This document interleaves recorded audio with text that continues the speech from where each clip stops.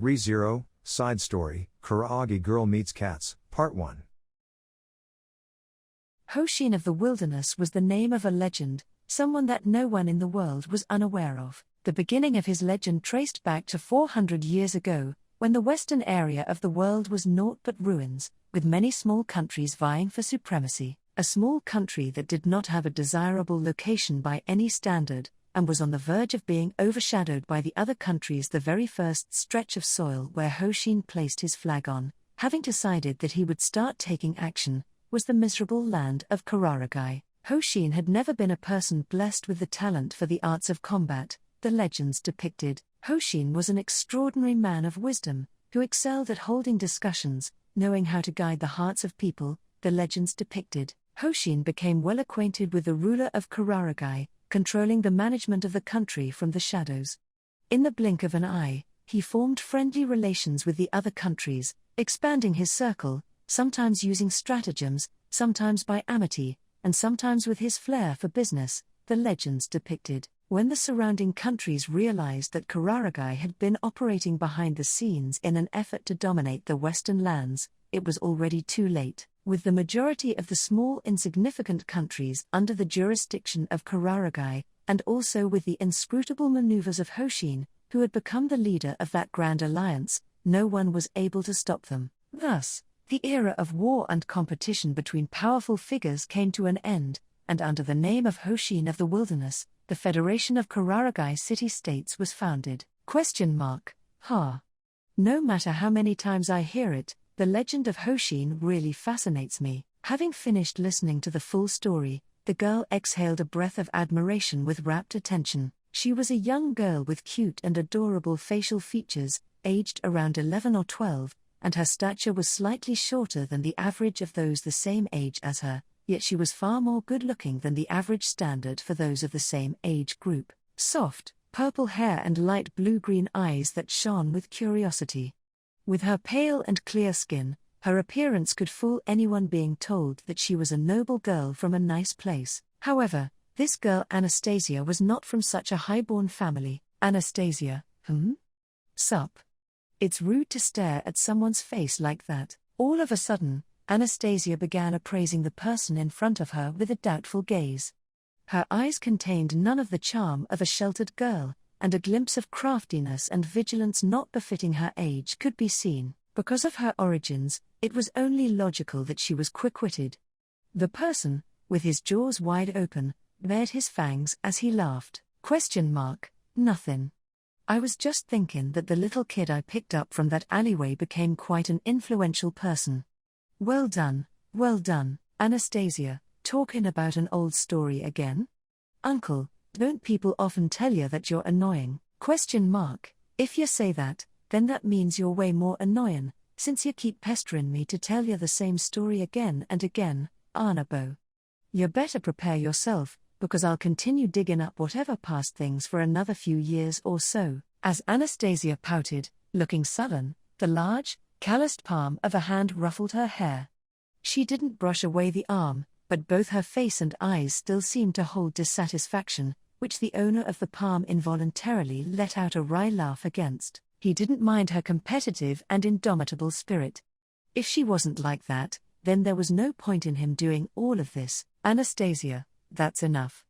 The elderly are people who are always talking about the same things, so I'll bear with it for your sake. Oh, you worded that pretty strongly. Where did you learn that? Anastasia, I heard it from the owner of the tavern, and also from the regulars. I only regret that I couldn't question and get any weaknesses out of the dead drunk old man before I quit my job there. Exchanging banter and sticking her tongue out, Anastasia escaped from the hand patting her head, heading over to the doors. While doing that, she speedily and neatly adjusted her hairstyle and kimono. Anastasia, break time's over. Uncle, Chudden son'll fire ya if you keep skipping work, too. That's scary.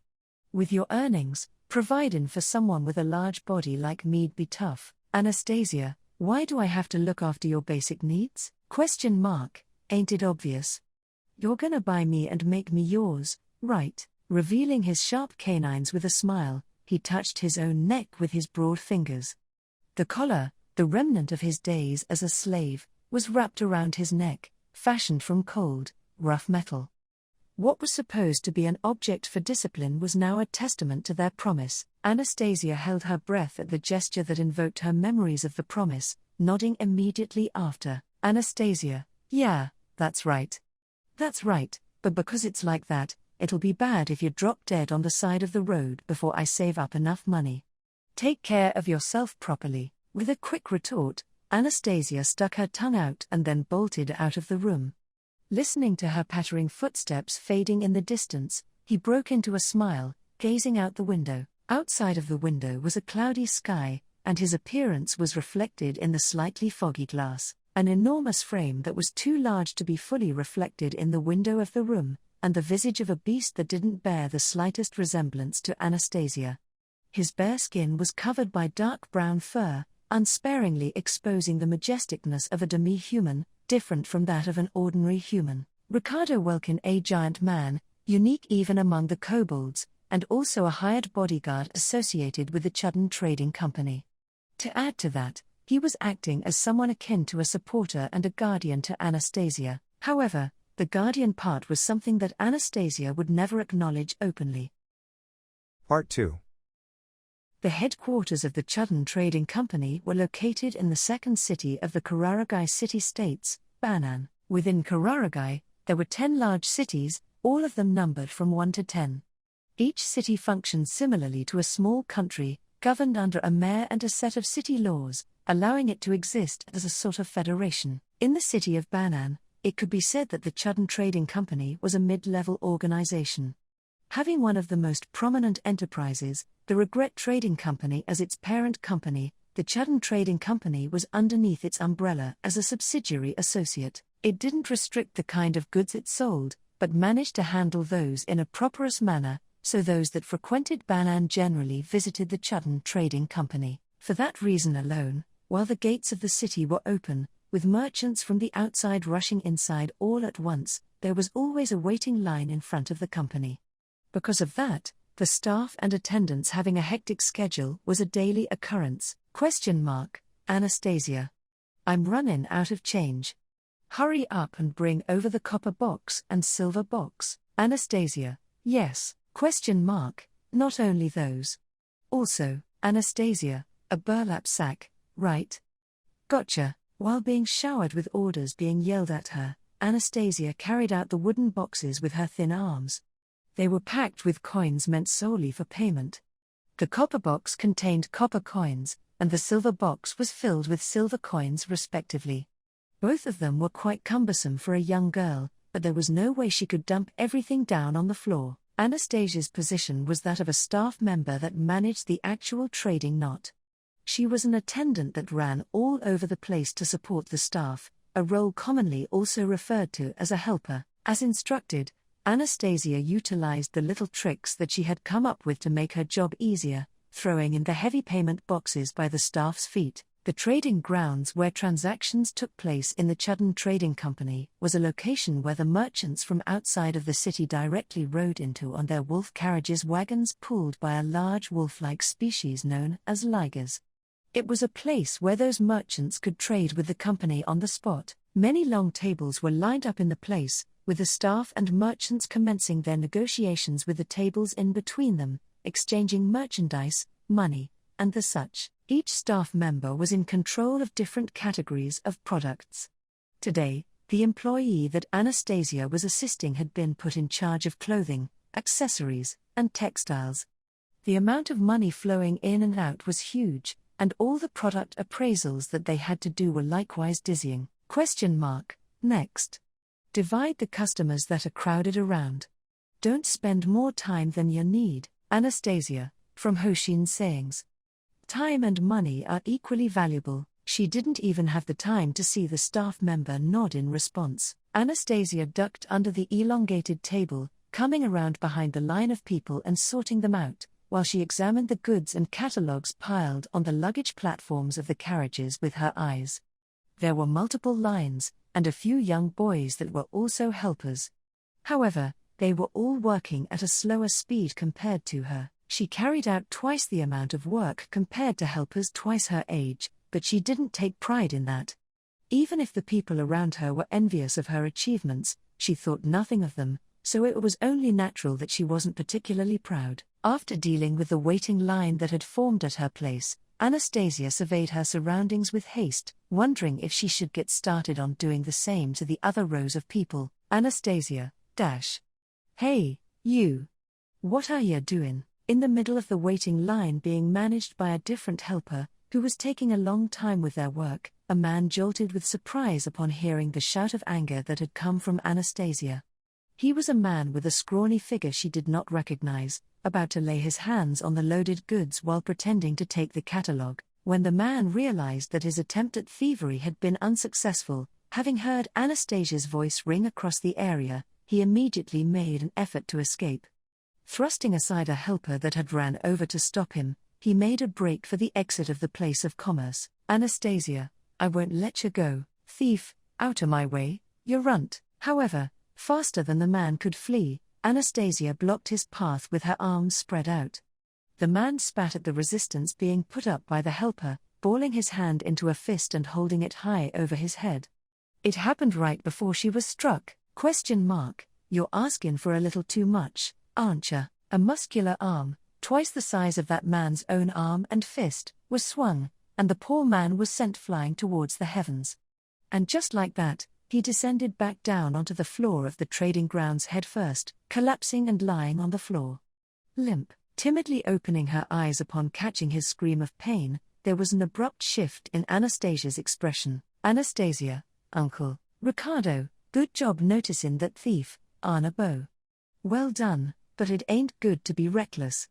Imagine getting injured from something like this. It's gonna be a dumb and heavy loss for ya.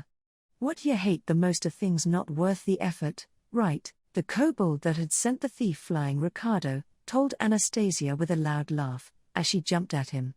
He then lifted the scrawny man up by the back of his neck, dragging him out of the area. Ricardo, here, this way. You sure did have the guts to pull off something like that, in a place where I'm standing guard. Better get ready for one of your arms to go bye-bye, thief, that runt, doing an unnecessary thing and getting in my way. The man glowered at Anastasia with a furious scowl, Ricardo's threat falling on deaf ears. She slowly approached the thief, who looked like he might snap at her at any moment, and then promptly slapped him across the face. A satisfying smack echoed throughout the place of transactions, stunning both the man and the surrounding people. Anastasia, lowering your own worth by doing stupid things, and holding a grudge because you were called out is the worst. Where's your worth now, after being slapped directly in the face by a little girl? You're pathetic. While Ricardo watched Anastasia with a pleased smile, the thief choked on his words, raising only a gah against the young girl's blistering criticism of his actions. And then, the trading grounds erupted with cheers of delight. Well said. It was refreshing to hear that. Serves the thief right. Anastasia, thanks. Smiling and trying to appear amiable to the approving cheers from the crowd, Anastasia returned to being a young girl of her age, which she was. Her surroundings became even more lively at the change of her attitude, and Ricardo took the thief outside meanwhile. Ricardo, I'm probably supposed to do something like ripping off your dominant arm and throwing you out of town, but, arriving at the back of the trading grounds, Ricardo haphazardly tossed the man on top of the soil. The man paled upon hearing the intimidating threat, crawling on the ground on his hands and knees. However, Ricardo flicked his own beard with a finger. Ricardo, I'll let you go for today. I can't come up with something that's harsher than what that midget just did to you, so I'm sure you have some thoughts, opinions or whatever about it. Make sure you never show your face round here ever again. The man instantaneously scurried away when Ricardo shooed him off with a gesture. Staring at his back until he was out of sight, Ricardo yawned, as he moved to go back to keeping watch over the place of commerce. Do you really think the thief from earlier will have a change of heart? Ricardo, oh, it's the man, Chudden. Yeah, we're watching? Having heard that voice speaking to him, Ricardo turned around to see a fox-eyed, chubby man standing behind him. It was a man who wore a nicely tailored indigo kimono. Chudden Agri, the representative of the Chudden Trading Company. Chudden brushed the lower part of his kimono with a hand, his fox-eyed gaze moving towards the direction the thief had run away in. Chudden, it's customary to cut off the dominant arms of thieves, and then chase them out of the city. Surely, I don't think that you, the guard dog of the Enterprise, doesn't know that. Ricardo, it was settled as attempted thievery because of Anna Bo.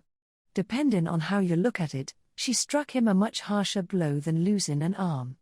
If it were me, I would be way more scared of that. Chudden, with the right opportunity, anyone could go back on the path that they strayed from, huh? You know that such a thing doesn't exist, Ricardo Dono. Ricardo, of course, even I know that much. I memorized his features. The next time he's up to no good round these parts, I'll take his dominant arm, and his non-dominant arm as well. That'll do, won't it? When Ricardo growled out with a deep voice, Chudden said nothing for a moment, before giving him a nod. Chudden, splendid. I was worried sick for a moment, thinking the hound Ricardo had lost his motivation. Ricardo, stop it, it's embarrassing. Now, I'm a pet dog with the company's collar round my neck, right? Rough, Chudden, well, it'd be reassuring if you were really, genuinely our pet dog. Oh well, I guess I'm okay with that for now. Ricardo, the way you said it kinda bothers me. With a sniff, Ricardo responded to Chudden while frowning. Seeing his expression, the fox-eyed man shook his head in an exasperated manner, continuing with by the way, Ricardo, what is it? Chudden, there's something important I want to talk to you about. It's about a bit of a troublesome matter. For further details, let's head to my room. Hearing the telltale signs of something ominous from Chudden, Ricardo deepened his frown, knitting his brows even further. Speaking from experience, in conversations that had begun like this, there had been no instances where the matter at hand could be put away as little. Part 3. Chudden, recently, there's been frequent occurrences of caravans being attacked around the outskirts of Banan. Have you ever heard of them? As Ricardo entered the office he had been invited into, feeling ill at ease, Chudden brought up the topic he had mentioned earlier. Ricardo made a face in turn, replying with, sorta.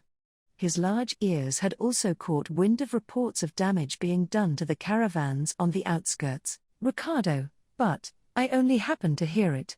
If it's gonna be about something outside the city, then it won't fall within the range of the company's bodyguard. To begin with, the people who are being attacked are merchants from the outside.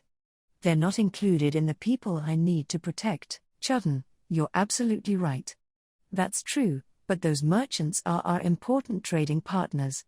Furthermore, their goods will also become our merchandise in the near future.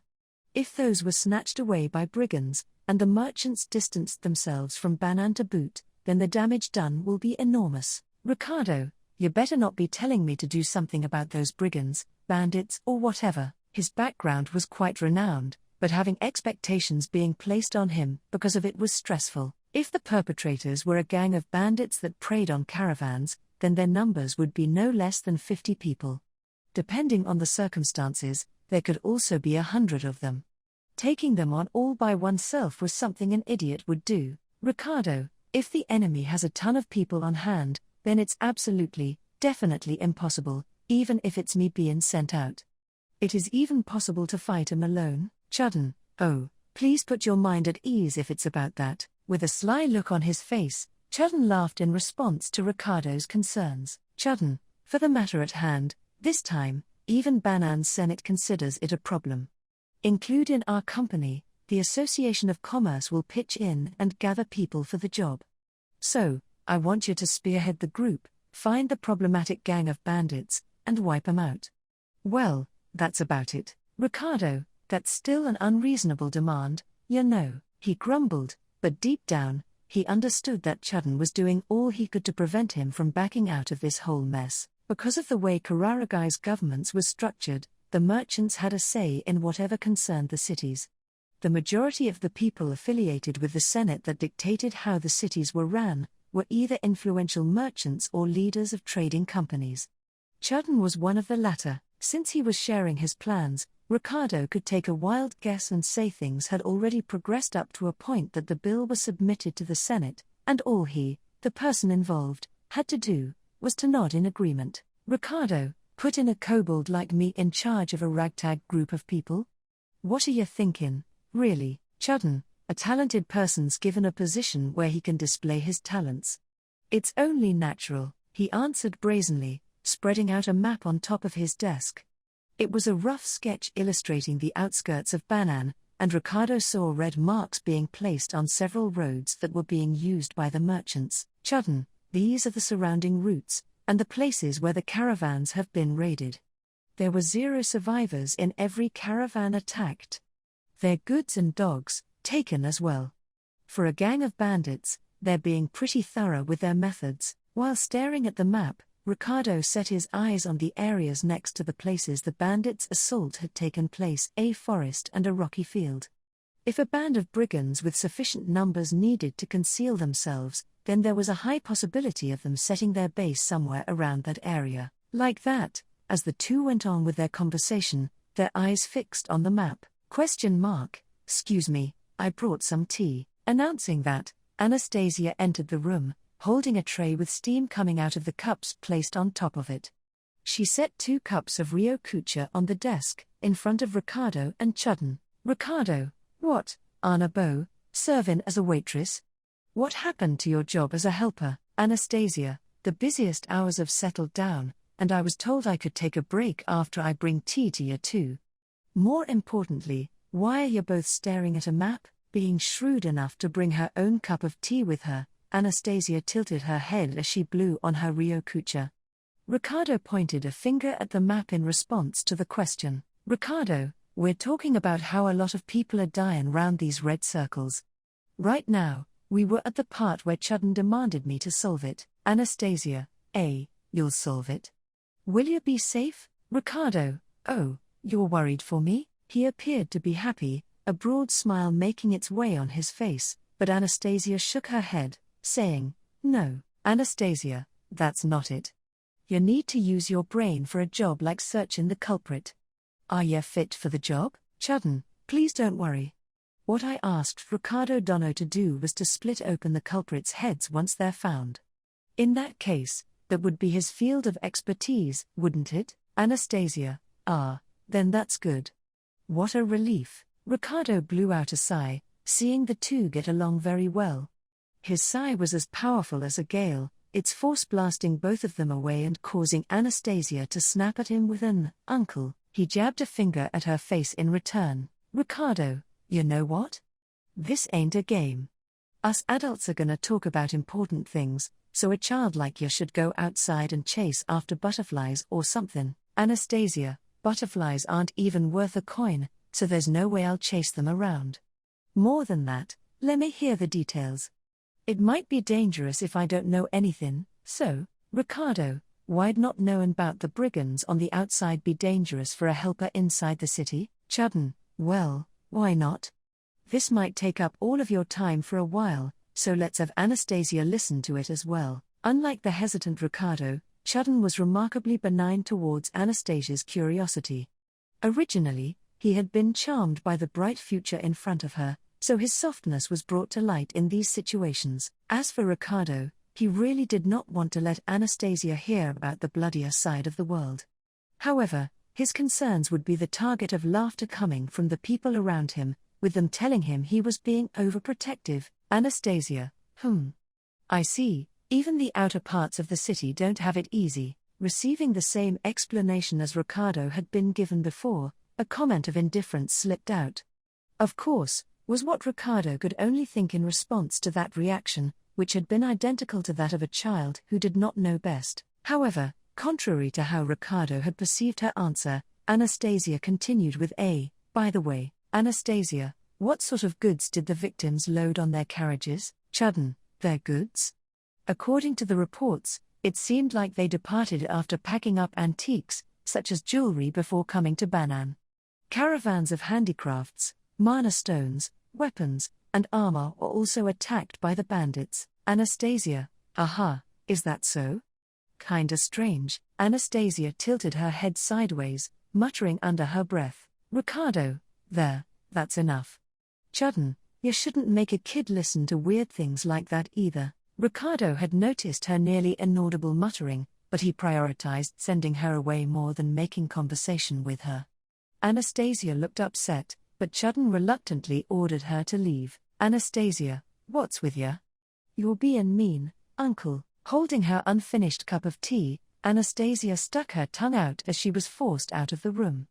Ricardo closed the door after watching her leave, shrugging his shoulders. "Chudden, really, you're so overprotective of her." "Ricardo, say whatever you want."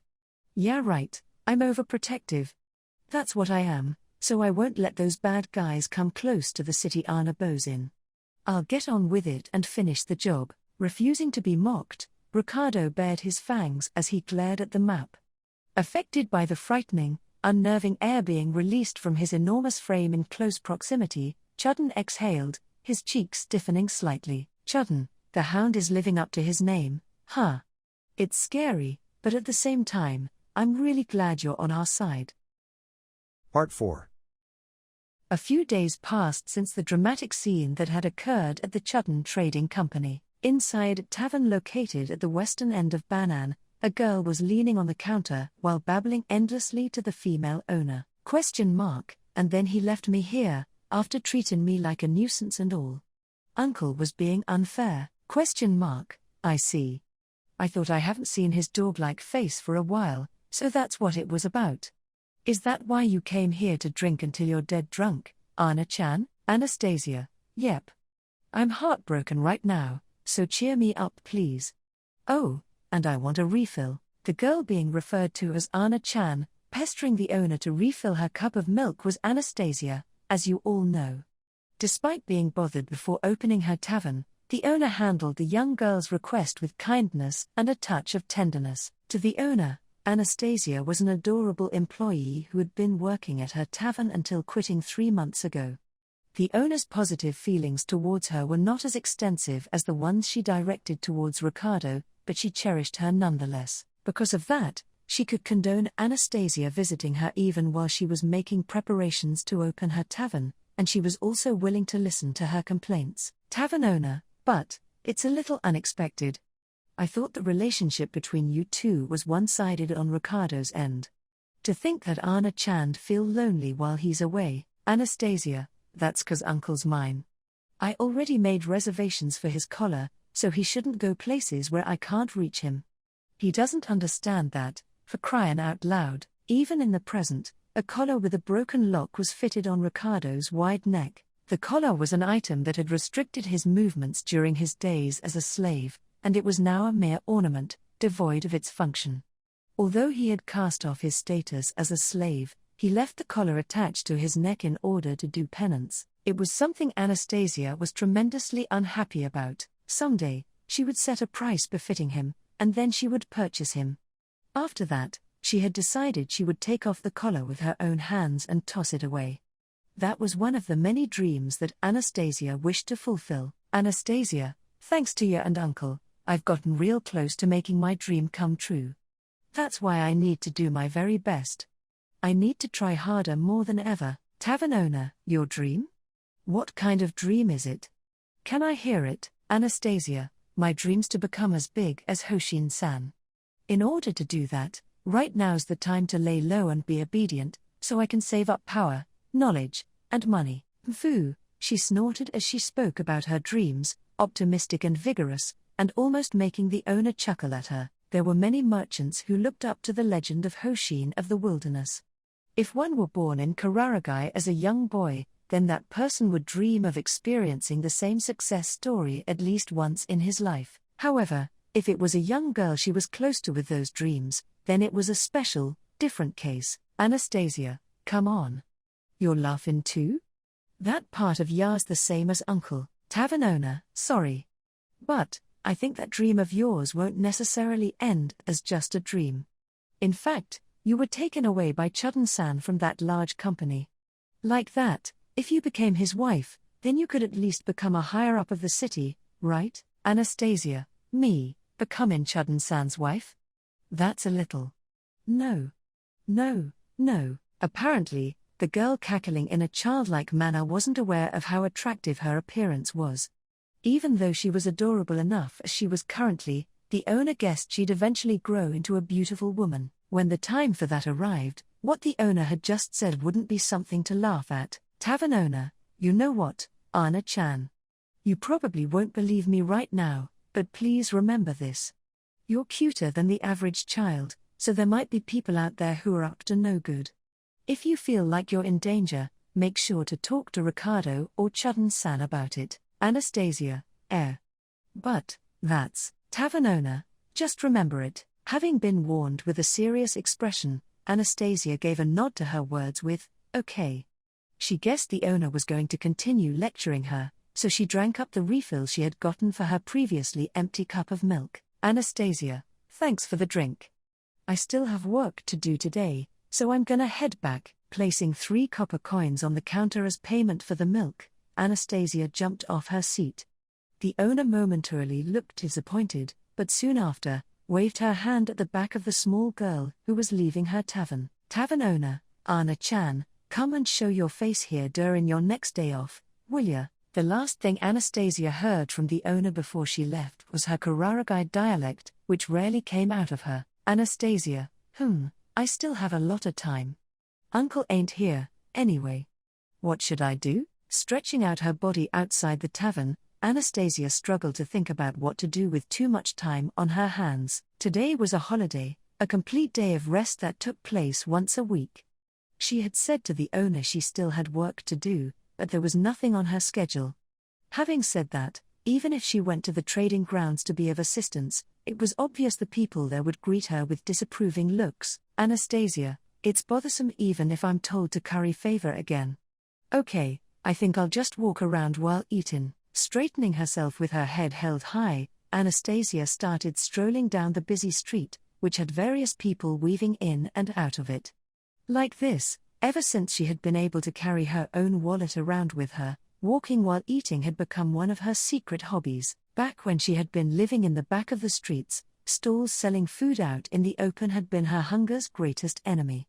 Because she could enjoy those foods in the present day, she thought that she had acquired a good social standing compared to where she was previously. Anastasia, as she kept on walking while stuffing herself with the dekoyaki she had bought, she felt a set of eyes staring at her. Glancing at the direction of the stare, her eyes met with a grimy boy who was looking at her hands. She could easily imagine where he had come from. He was a hyena, living in the slums at the back of the city. The people who rummaged through garbage dumps, desperate to obtain enough food to get by every day, were referred to as hyenas. They did not have a house, and they did not have anything to eat either. Hyena was a term that was said to have existed since the era of Hoshin. Anastasia had also been a hyena in the past. In her case, living in extreme poverty and surviving on what meager amount of food she could get her hands on had not been anyone else's business. And so, she had her own opinions and thoughts about the gaze the boy was directing at her. However, Anastasia, that's just stupid. Anastasia crammed the rest of the dekoyaki into her mouth, and then showed off the empty container to the boy. Shaken by her domineering action, he turned around and scampered back into the alley in a hurry. How unambitious, the attitude of waiting to be fed with one's mouth wide open like a nestling, expecting to be given things as charity, was what got on Anastasia's nerves the most. In reality, she had attained her current position because it had been given to her. Because she understood what it felt like, Anastasia's heart ached with pain, caused by her own actions, as well as her words that ended up tying her heart as if it was a piece of rope. Ricardo was there for her, but he could possibly be. Anastasia, the moment she let her guard down while thinking about something else was taken advantage of, and a hand reached out and felt around the inside of her kimono from behind. She immediately flung off the person's arm, but it was too late. A small shadow pulled out her wallet from her kimono, then sprung away, and she could see their back as they threw themselves back into the alley. Her wallet had been stolen. And it had been taken from her so easily. The one who got robbed was the fool. That way of thinking was something Anastasia knew too well, being a former hyena. Her usual self might have given up on taking it back, thinking her wallet had been stolen because she was not careful enough, but for this occasion, she was not in the mood to give in. Anastasia, wait up. Chasing after the fleeing shadow, Anastasia also jumped into the alley. It had been a long time since she had set foot on the rough, low-quality roads at the back of the street, but it was a place where she had ran around for years, ever since she became old enough to become aware of her surroundings. Her body remembered how to navigate around the area. She caught up with the thief soon enough, using her footsteps and voice to lead them where she wanted them to go. Cornering them into a dead end right after, the shadow that had run straight into her trap turned around to face her, with a frustrated expression. "Anastasia, there, gimme back my wallet. Between me and you, there's a difference in how much experience we've got, hyena boy, WH. What experience? Wearing clean and pretty clothes like that. To a person like you, I won't." Even if she told him she had previously been in the same position he was currently in, he probably would not believe her. To add to that, it was meaningless to say such a thing. Drawing closer to the hyena glaring at her, Anastasia made a move to take back her wallet from him. Along with her nutritional condition, she also had a grasp on the arts of self-defense, something she had learned from the trading company. Snatching back her wallet could be done effortlessly. However, right. How can I stand being criticized by a runt like you, talking like you know everything? Anastasia, KH. Hearing a man's voice from behind, Anastasia attempted to turn backwards in a panic. Despite that, at a speed faster than her own, a harsh, sharp blow struck her upside the head, and she collapsed onto the ground. Both of her hands and feet felt weak, and her consciousness immediately started fading away, growing distant. Hair, you did a great job. There, take that wallet, and hurry up and get the fuck out. Hearing the man's voice, which gave the impression that he was quarreling with someone, Anastasia vaguely registered that she had been caught in a trap. Someone's trap, by someone. She felt like she had heard the rowdy voice somewhere before. The man's voice, sounding like he was wishing misfortune upon her, was a voice she felt like she had just recently heard at the trading grounds. Part 5. Meanwhile, the band of mercenaries that had Ricardo as their leader was having difficulties with the extermination of the brigands. They did find a few of them inside the forest around the city, the place that had been marked down on the map, but the brigands' numbers were too small for them to be able to pull off their many raids on the caravans, which was the matter at hand. Upon being spotted by the group of a few dozen people, the brigands immediately scattered and fled in disarray. The possibility they would continue to commit thievery was low. However, they accomplished nothing other than that, and not a trace of the problematic culprits of the caravan attacks could be found. Ricardo, so, they're also not in the cave that we found in the forest. Even though I didn't expect much because of how narrow that entrance was, having received reports that brought zero advantages to them one after another, Ricardo's expression darkened as he added several more X marks on the map. There was also the fact the mercenary group was not cooperating too well because it had been built in a hurry, but Ricardo believed it was his incompetence that did not let the group achieve the results they so desperately needed, even if they were doing their best. Though, the situation was so incomprehensible that it weighed on his mind even further. Ricardo, is there a chance they went to a different place? It's making me concerned, since it overlaps with us setting out to exterminate the brigands, though. Even the Senate responsible for the management of the city wasn't a tight-knit organization.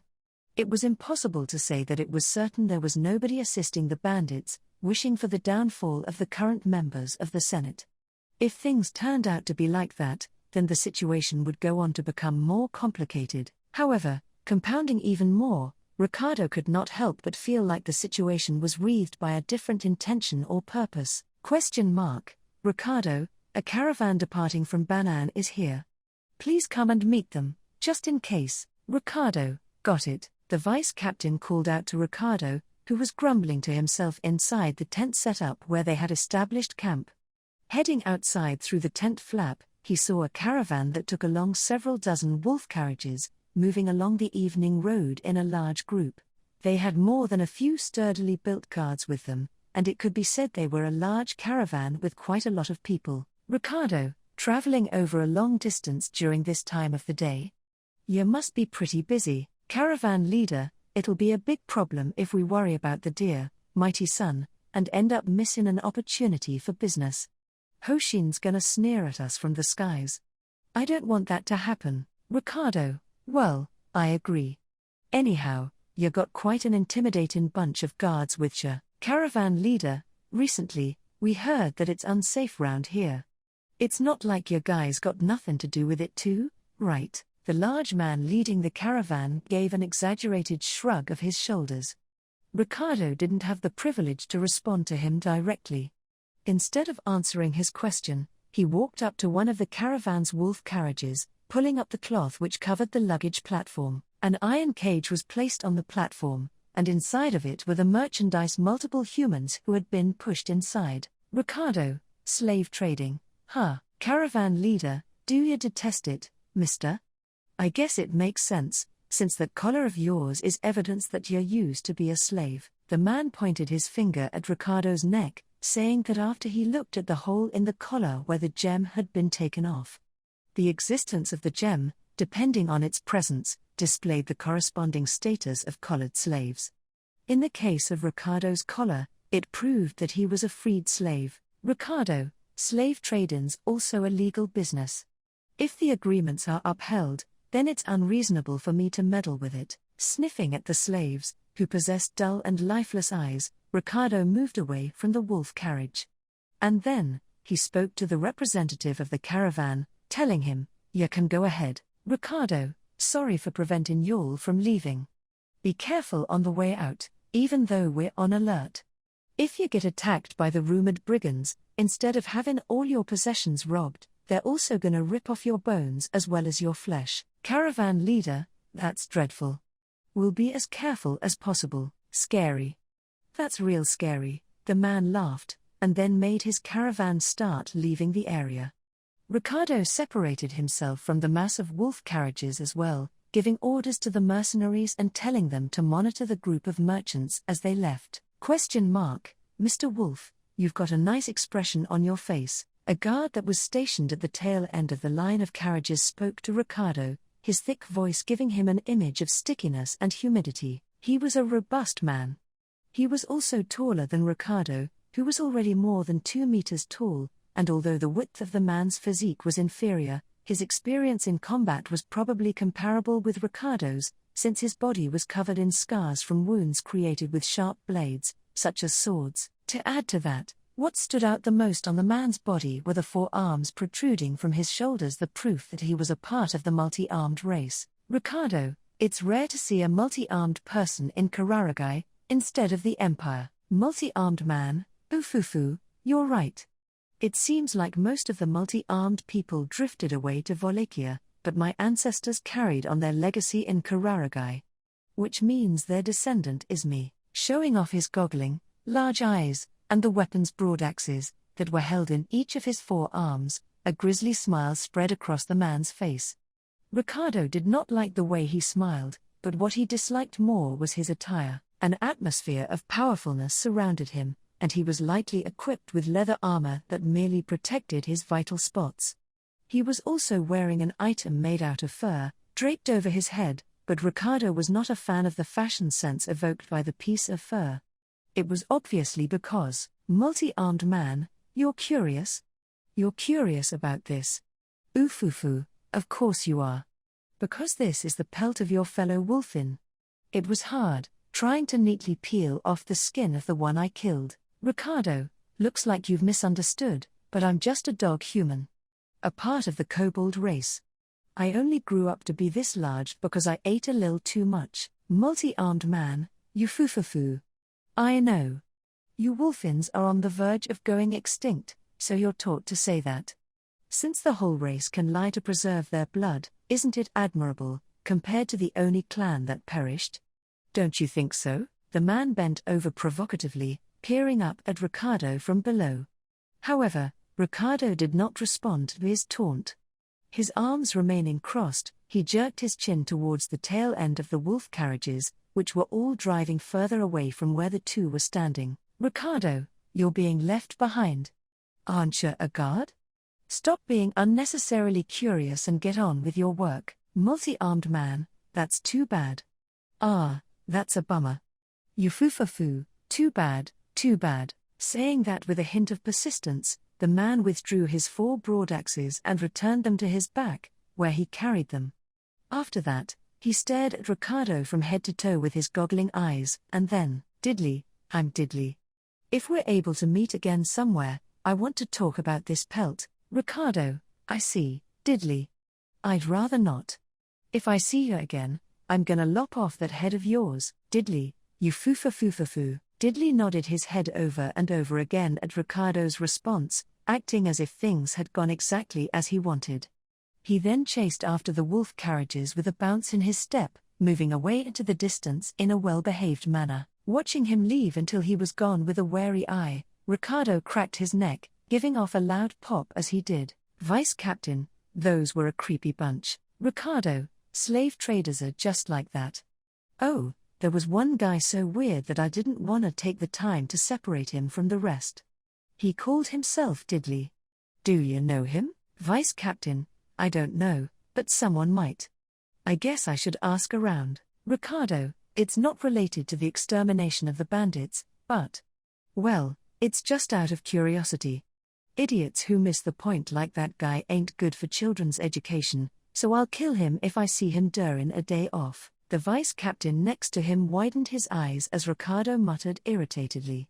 And then, he burst out into laughter. "Ricardo, what's that laugh for, Vice Captain? I just thought that you've changed. These days, it's pretty well known between fellow mercenaries that the hound's fallen deeply in love with a girl who's still very young. Ricardo, everyone's been telling me that. You guys must be really bored." Nudging the vice captain who was talking nonsense, Ricardo let the dull thuds of his footsteps be heard as he returned to his tent. Once again, they were going to focus on digging out and exposing the brigands' hideout. If they continued like this, achieving nothing, then it wouldn't be strange to have Chudden or someone at a similar position give them snide remarks, or even tell them to hurry up. "Ricardo, and Anna Bode'd sulk if I left her alone for too long." Saying that out loud, Ricardo remembered that he had just been laughed at by the vice captain, feeling a mixture of surprise and exasperation. It could not be helped, even if a rumor like that was circulating around. Him being deeply in love was a misunderstanding, but he himself acknowledged the fact that he cared for her, and also the fact he worried about her. Because of that, "Ricardo, it's nice if she were at peace, without any eventful things happening." Before ducking under the tent flap, Ricardo murmured as he gazed at the sinking sunset. The sky was light purple, with the colors of dusk and sunset intermingling. The same, beautiful color as the hair of the girl that came to his mind. Part 6. With Ricardo's wish in vain, Anastasia was currently encountering the largest predicament she had ever come across in her whole life. Anastasia, NNNNH, her mouth was gagged, and her hands and feet were tied firmly. Unable to even raise her body from the floor, she was in a state of imprisonment, like a perfect example of being kidnapped. "This is bad, this is really bad," Anastasia cried out as she twisted her body around with all her might. Right after she had woken up, Anastasia had realized that she was in an abnormal situation. It took only a moment for her to assess the situation, and she also remembered clearly what had transpired before she lost her consciousness. Because of that, Anastasia had been exceptional at keeping her composure for a person who had just been captured. Although, whether it would lead her to breaking out of her crisis or not, was a different question altogether. She remembered the person that had struck her, just before she had been knocked out. He had the voice of the man who had attempted to commit thievery at the trading grounds a few days prior. His attempt had been seen through by Anastasia, and he was the person who had been knocked down onto the ground by Ricardo. After that, she had delivered a slap to his face as he kept directing resentful complaints towards her, and the applause she was showered with was fresh in her memory. She figured the man bore a grudge against her for that reason, and it was why she was having such a terrible time. Anastasia, if hat so, tain't hat old guys, severe punishments were delivered against thieves. That was the Kararagian style. Following it, the man should have received the natural punishment, which involved losing his dominant arm, at the very least. If he was trying to get his revenge on Anastasia, even after what he had pulled, then his tenacity was splendid. Though, She wanted to tell him to be more passionate about something other than this. Anastasia. As she pursued Ricardo's responsibility for the situation, Anastasia finally regained her calmness. Anyhow, even if she continued making a racket, it was probably fruitless. She could see no windows in the room, and she could not imagine her voice reaching outside. Her captor would not confine her in a place where her clamors could be heard outside. In the first place, judging from the way her voice echoed, the room was not that wide. The floor she was lying down on was cold and hard, made out of stone, not built out of stone. A shed had been erected right on top of a rocky tract. She could not imagine the ground having been leveled either, leading her to think her captor had done a poor job, which could be described as sloppy in many ways. What was the objective of the man who had captured her? Finishing her quick examination of the room, Anastasia's thoughts wandered to the objective of her opponent. If it were the thief from earlier, then his motive would most definitely be revenge. The issue at hand was the details of his revenge. Having come this far, he would not release her after just giving her a good scare, most likely. Killing her after teaching her a lesson was not a far-fetched guess. Were the thief a shallow, hot-tempered person, Anastasia, probably a slave. Selling her off to slave traders was the choice with the highest possibility of happening. In the first place, slave trading was not particularly rare around Banan, or even in the Kararagi city-states as a whole. Laborers were valuable assets as sources of manpower, and they were in demand for all sorts of tasks, such as servants and maintenance workers of the highways. Back when Anastasia used to live in the slums, nearly being caught by slave traders was not uncommon. Even considering Banan's city laws, the enslavement of hyenas in the slums were overlooked. Because of that, there was an unspoken agreement between the slave traders about keeping one's hands off clean-looking children. But, Anastasia, I crewed up. Once she had gone ahead and made a mistake, there was no way to justify it. The Chudden Trading Company was her sponsor, and she also had Ricardo with her to begin with. Should he ever hear that she had been trafficked by a slave trader, he would definitely bare his fangs at the man who had done so. She was not getting ahead of herself because it was an objective truth. Well, perhaps she was being somewhat arrogant. I'm telling the truth. She's a first-class article. You guys will understand if you take a look. Just as Anastasia came to that conclusion, out of the blue, someone's voice drew near. His harsh voice cracking, a scrawny man entered the dark room. Anastasia remembered his face and the sound of his voice, identifying him as the thief from back at the trading grounds. Following the man, two more men walked into the room. Both of them had a large build, and comparing them to the skinny man, the difference between them could be put as that between a withered branch and the trunk of a giant tree. We ain't doubting ya. It's just that people make mistakes when they get cornered. Thief, do you really mean it? Why would I do something so reckless?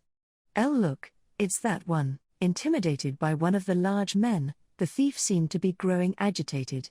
Seeing him point at her with a trembling finger, Anastasia immediately acted as if she had been unconscious for the whole time. A presence peered at the unconscious Anastasia. And then, she's a real fine one. She's a pretty girl, and she'll grow to be super beautiful. This ain't just a win, this is a huge win. Anastasia let out a tiny cry as she was forced to sit up, her head being grabbed off the ground. However, the man did not notice that she was awake, resuming his inspection of her while handling her without care. Judging from the flow of the conversation, this man was a slave trader. Having been told she was a fine one, Anastasia recalled what the tavern owner had said to her in her former workplace. She was wrong to have paid no heed to her words. If she could, she wanted an opportunity to meet her and apologize directly to her. But, thief, then. It's a deal, right? Right? You said you wanted to join our trading company, and promised to bring a souvenir. Yeah, you're able to bring such a fine article. You're a great help to us, thief, then. Booty, that'd only apply if this girl were a stray dog, without any leashes from anywhere attached to her. Thief, Immediately after he emitted a voice, sounding like he had caught his breath, there was a violent sound, and something crashed into the wall.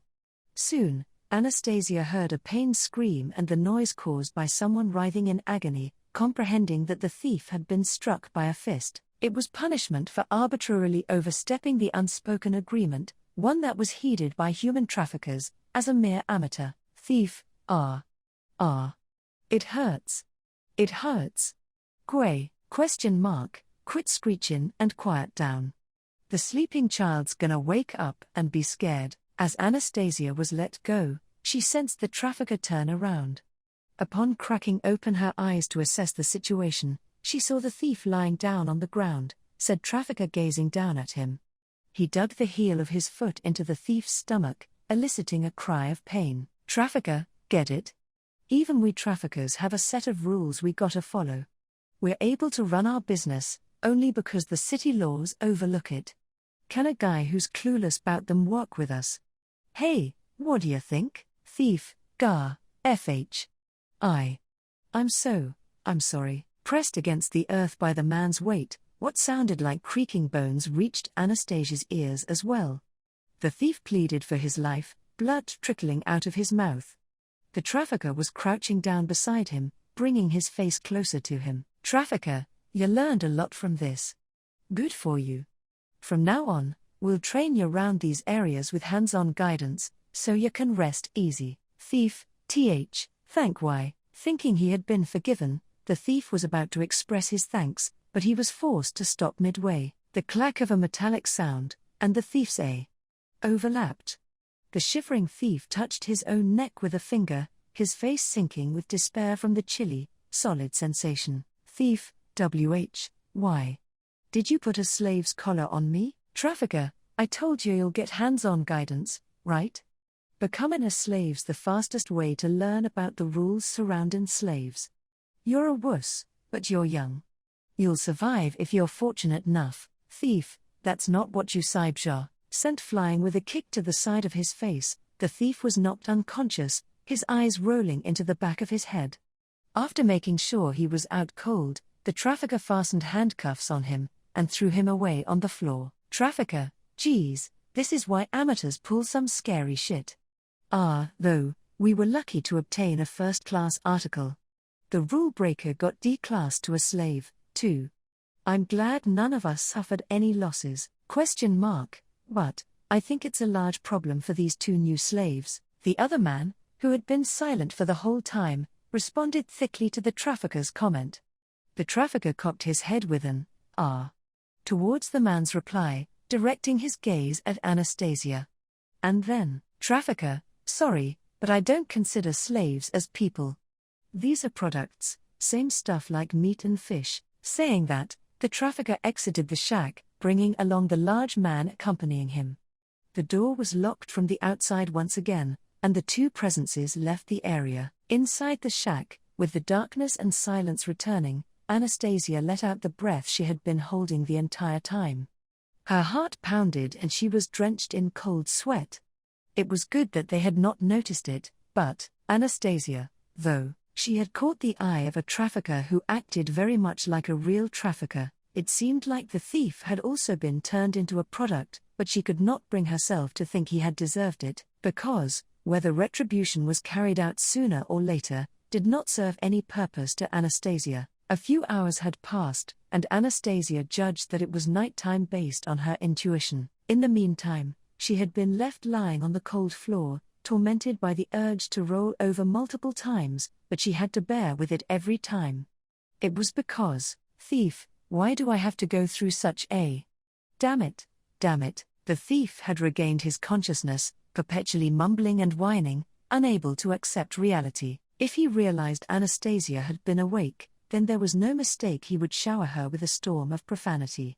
So, she had to endure the impulse to turn over, in order to prevent herself from causing any unnecessary noise. Anyway, being dissatisfied with the comfort of the hard ground was something she would have never thought of in the past. Anastasia did not think of it as becoming weak due to her living a relaxed, enjoyable life. Nothing was bad about it. Rather, she was slightly proud of herself. If one lived like a human being, then of course they would not be able to bear living like a non-human. No one should be a pushover and behave submissively at the bottom of the ladder. Dreams must remain big and high up in the sky. Thief, oi, you're actually awake, right? Hey, you're awake, right? As if he had ran out of things to say in his monologue, the thief dragged himself towards Anastasia. Hearing the tone of his voice and the feelings of resentment deep in his bones, it was clear that the man was intending to inflict harm upon her. His hand grabbed the cloth tied around her mouth, roughly taking it off. Anastasia, I'm awake. You've been noisy for some time. Thief, why you're awake, you're awake. You, ooh. How dare, Anastasia, just sayin', but I don't recommend hurtin' me. Ya understand my product value as well, don't ya? That trafficker might as well get rid of ya for real next time. Thief, Just by hearing those 3 words, get rid of, the thief immediately withdrew his fury. The pain of being beaten and kicked seemed to have recurred to his mind, and he grew discouraged, holding his head in his hands. Anastasia, where's this place? Thief, Anastasia, don't you have something that might come in handy? Thief, it was no use, the conversation was not going anywhere. Deeming it useless to talk to the man who appeared emotionally and mentally drained, Anastasia sat up slowly. She twisted around her body, stiff from being unable to sleep well, and started crawling over to the door of the shack. Thief, it's pointless. Ignoring the thief's pessimistic words, Anastasia somehow managed to stand up whilst leaning against the wall. After that, she played around with what looked like the handle of the door, but it showed no signs of opening. If so, should she remove the rope around her wrists by rubbing them against the ground? It happened when she thought of that. Sneak. Does it feel like someone's in there? Anastasia, the moment before she began struggling in vain, she heard a voice coming from the other side of the door. Frankly, it sounded way too nonchalant, but it was enough for Anastasia to think the voice to be unrelated to the traffickers. Anastasia, here. I'm inside. I got captured, ? Ooh, someone's in there? Wow. It's just as Hetaro said. Got it. Saying that, the presence outside distanced itself from the door by a tiny bit.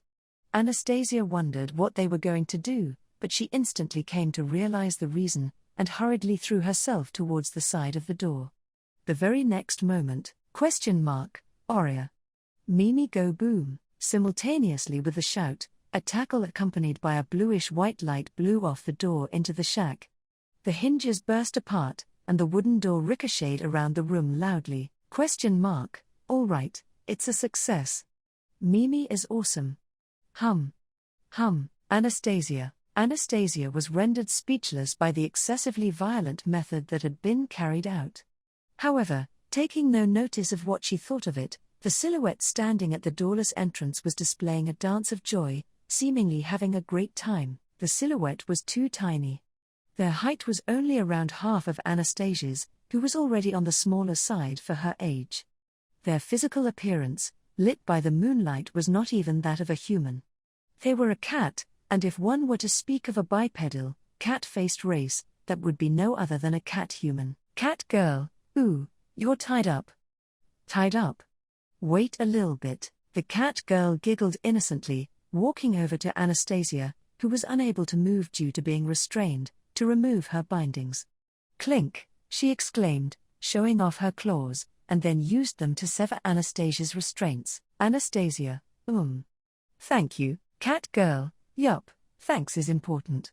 If you're able to say it, then well done. Mimi also gets told by Hetaro and Tivi to not forget it. You're a good girl. Good girl, good girl. Anastasia, stop, it's a bit embarrassing. Anyway, who are ya? The orange-haired cat girl patted Anastasia's head without any hesitation. When Anastasia kept her distance and asked her a question, she blinked her large eyes, and, cat girl, Fufu, glad you asked about that. Mimi is a chivalrio thief. Chivalrio, Anastasia, chivalrio what? Although the girl declared it triumphantly, placing a hand on her hip, Anastasia had no clue about what she was saying. Was it a name? No, if so, why would she be calling herself Mimi? Oni-chan, it's chivalrous, not chivalrio. However, Anastasia's doubts were answered from a different direction. She heard the sound of a calmer voice from the entrance of the shack, the same the girl had entered from earlier. There, making an appearance and peeking inside, was a petite cat human, just as Anastasia had expected. Even including physical differences within a race, he was identical to the girl. We are sorry for confusing you. I'm Hetaro, and this is Mimi Oni-chan. For now, please just follow us. Unlike Mimi, her little brother Hetaro seemed quite rational, bowing to Anastasia. Just like how she had acted a moment ago, Mimi looked proud of herself, her head held high beside him. Their identities were surrounded by mystery, but Anastasia understood that they meant no harm. If so, Anastasia, from Hoshin's sayings, decisiveness is the mightiest sword. All right, I'll follow ya. Women should be courageous, and men should be charming. Two intruders had suddenly entered, followed up by their astonishing declaration of being chivalrous thieves, but Anastasia decided to believe them. It was mostly because of her ability to judge the characters of people, something she had fostered within her short life, that she had decided that the two children were not trying to be evildoers. Hetaro, come on, you two. Let's go together. Not only did Hetaro invite Anastasia, who had displayed her will to escape, on their breakout, but he also tried to bring the thief with him. However, the thief directed a frightened look towards the children. Thief, don't say anything stupid. If I ran into you guys and get found out, they'll kill me. I'm having none of this. Die. Dying is something I absolutely don't. Hetaro, that can't be. Anastasia, it's useless. You can't help him no matter what you say. Only those who are determined to walk down their own path are able to live an honest life. She stopped Hetaro, who was persistently struggling to convince the thief, and walked out of the shack. Even after that, Hetaro looked like he was unable to decide what to do, but Mimi clapped his shoulder. Mimi, it's disappointing. But it can't be helped. We can only save the people who reach out their hands because they want to be saved. Unexpectedly, Mimi had reached the same conclusion as Anastasia, trying to pull Hetaro towards them by grabbing his hand. Prompted by his sister's words, he finally gave up on the thief. Anastasia, which part of the city's this? Hetaro, we're at the edge of the trash heap. Those traffickers always use this place, and, Mimi, we discovered it by ourselves. It's time for justice. Trash heap was a common name for the disposal site meant for burying dirt and scrap under the ground. Because it was a place people preferred not to approach, nor to linger around for long, it was the most optimal choice as a hideout for traffickers. Gazing up at the moon, Anastasia blew out a small sigh, then searched for the route that would bring her back to the streets. There was quite the distance between this empty place and the populated slums.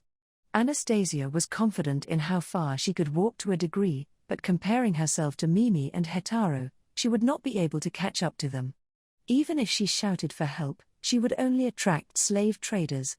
The best option was to continue running while making little noise, like this. That's no-go odd.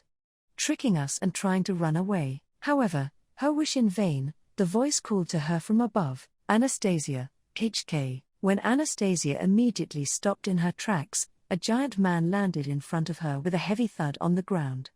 And then, her breath caught in her throat as she saw the man's bizarre frame. The hide of an animal draped over his head, the large man was a member of the multi-armed race, 4 arms protruding from his shoulders. The voice of the man with goggling eyes was the thick, sticky voice she had heard earlier in the shack. He was the other man who had been standing behind the trafficker. Multi-armed man, it's good you're energetic, since you're going to be a slave. It's wonderful that you're energetic. But, being too energetic isn't good.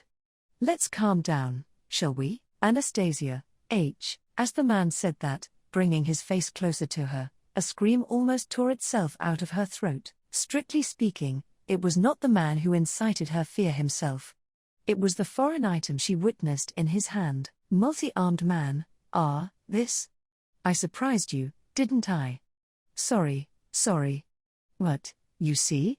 This guy saw you guys off while you all escaped, right? He really was clueless on how things were done, watching a slave in the same room run away and doing nothing. While laughing, the man shook the item dangling from his hand, the thief's head. Decapitated with a terrified expression plastered on his face, could he not have understood the reason of his death until the very end? The man haphazardly tossed away the severed head, which still had blood dripping from the neck. And then, those blood-stained hands of his reached out towards Anastasia's neck. Preemptive strike, multi-armed man, whoa. Right as Anastasia was about to be captured, Mimi drilled a glowing kick into the man. He effortlessly caught it with his bottom left arm, and grabbed her body with his upper left arm as well. Mimi? What? A lot of hands? Not fair. Multi-armed man, yes, it's not fair. Sorry for that. The more arms you have, the stronger you are. Isn't that obvious? Hetaro, let go of Oni-chan. Unlike Mimi, who was being optimistic and carefree despite being caught, Hetaro quickly ran to get behind the man. However, the man evaded him as if he had a pair of eyes on his back, and since Hetaro had nowhere to run, he could not escape from the two right arms of the man as a result. Mimi, not fair. Not fair, Hetaro, MH. Sorry, Oni-chan, I'm sorry. Mimi, who was thrashing around, and Hetaro, who was painfully aware of their difference in strength.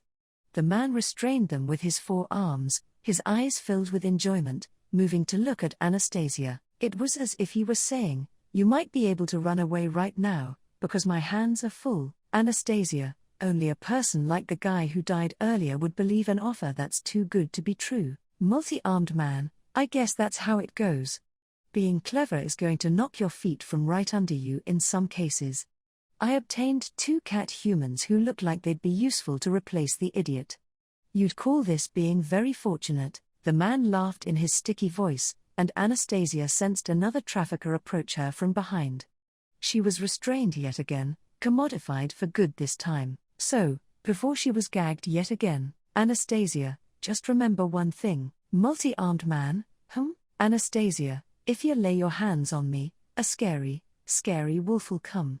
I'm rather unlovable, too. Hearing Anastasia's declaration of her hostility, the man's shoulders shook with happiness. Multi-armed man, you foo-foo-foo. Nice, that's very nice. Then, I guess I'll be looking forward to it. He did not take it as Anastasia being unwilling to admit defeat. Therefore, the game between them had been established. She would not play a game in which she had lost before it even started. Even if the trafficker grabbed her shoulder roughly, and she was dragged away with a gag in her mouth, the fighting spirit continued to burn in Anastasia's eyes, refusing to die out. Part 7.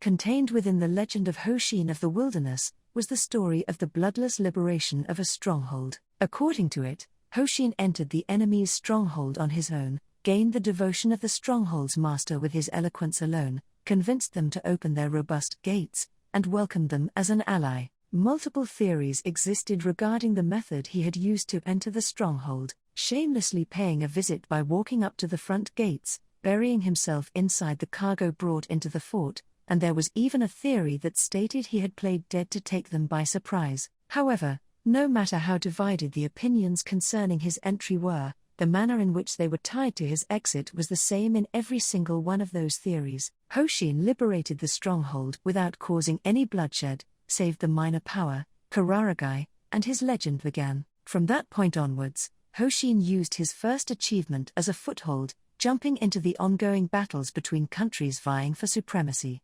And then, it would eventually lead him to build up the history, the birth of the Kararagi city-states. Remembering such an anecdote, Anastasia was impressed by how exceptional legendary heroes were. How gallant did he have to be, and how aware of his chances of success did he have to be, in order to set foot in enemy territory all by himself? It was well known that Hoshin had been inexperienced in the arts of combat, and the only weapon he had was his tongue. That part of him was similar to herself, making it so that the only difference between them was probably how Hoshin did not experience having a slave's collar fitted around his neck, because he never blundered in a way that would happen to him. Anastasia, feeling the cold, hard sensation of the collar against her skin, Anastasia sighed, recognizing the difference in the capabilities between a hero and herself. She was not in the mood to joke that she now sported matching collars with Ricardo, but the existence of the collar gave her a sense of relief to an extent. It was because she knew her opponents were legitimate slave traders. People might wonder if the words legitimate or illegitimate even applied to the trafficking of slaves, but there was quite the disparity between the two. The difference could be distinguished by whether they used slave collars or not. The collar Anastasia wore was one kind among the tools referred to as meteors, connected to the owner's gait through the gem of the collar. Because of that, the owner only had to think of it in their head to cause pain to slaves as punishment, and in many cases, slave traders used these meteors to manage and maintain their slaves. Without these meteors, slave traders would have to resort to violence to discipline their slaves. In that case, the possibility of reducing the slaves to defective products could not be avoided, so the more legitimate a trafficker was, the more they would handle their slaves carefully. That was why the existence of the collar evidenced that the slave traders had some decency. She did not have to worry about being killed, at the very least. It was the primary source of Anastasia's relief, and the reason why she could carry on thinking. NN. MNN, and, there was one. No, there were two more things that provided her with moral support. It was the existence of the two little cat humans, who had the same collar fastened around their necks, and who had been trapped inside the same shack with her. Mimi, NNNN. MNNNN. With her endless amount of energy, Mimi continued to struggle in an attempt to free herself of her bindings for hours on end. Hetaro was lying down beside her in silence, but he wasn't curled up out of resignation. Hetaro, the lack of noise from him was not because he was pessimistic, but because he was contemplating how breaking out of this situation would be achieved. Without a single trace of submission nor compromise within them, the look in his eyes said he was biding his time, the same as Anastasia. Hetaro was vigilantly looking for an opportunity he could seize. Mimi was full of vigor, and both of them were not remotely close to giving up. With that as the case, Anastasia had hope. A gigantic, shaggy source of hope. Anastasia, got a telenkle. She had to pass down her location and her predicament to Ricardo. It was the only thing Anastasia could do, as a method to liberate this stronghold of the slave traders. Like that, the trafficker from before made an appearance in front of the three children, who were desperately searching for a way to escape. I've already heard from Diddley, but two cat humans in exchange for an idiot is an excellent deal. Opening the door and surveying the room was a well-dressed man who let out a snort. Anastasia remembered seeing him on the previous night, guessing that he was the head of the slave traders. The day before, she had not been able to see his face from the front, but she could see it today. His accessory-covered attire in full view as well. The leader had brought several bodyguards with him, and among them was the four-armed man. Upon noticing Anastasia's stare, he gave her a twisted smile, waving his hand. The head of the traffickers, 3 bodyguards, and 1 berserker. It seemed grandiose for a thorough inspection of their products. Leader, what? I heard y'all were causing mischief yesterday. I'm a faint-hearted man. Thanks to my nature, our business is going rather well. Oi, politely, he answered to Anastasia's unspoken observations.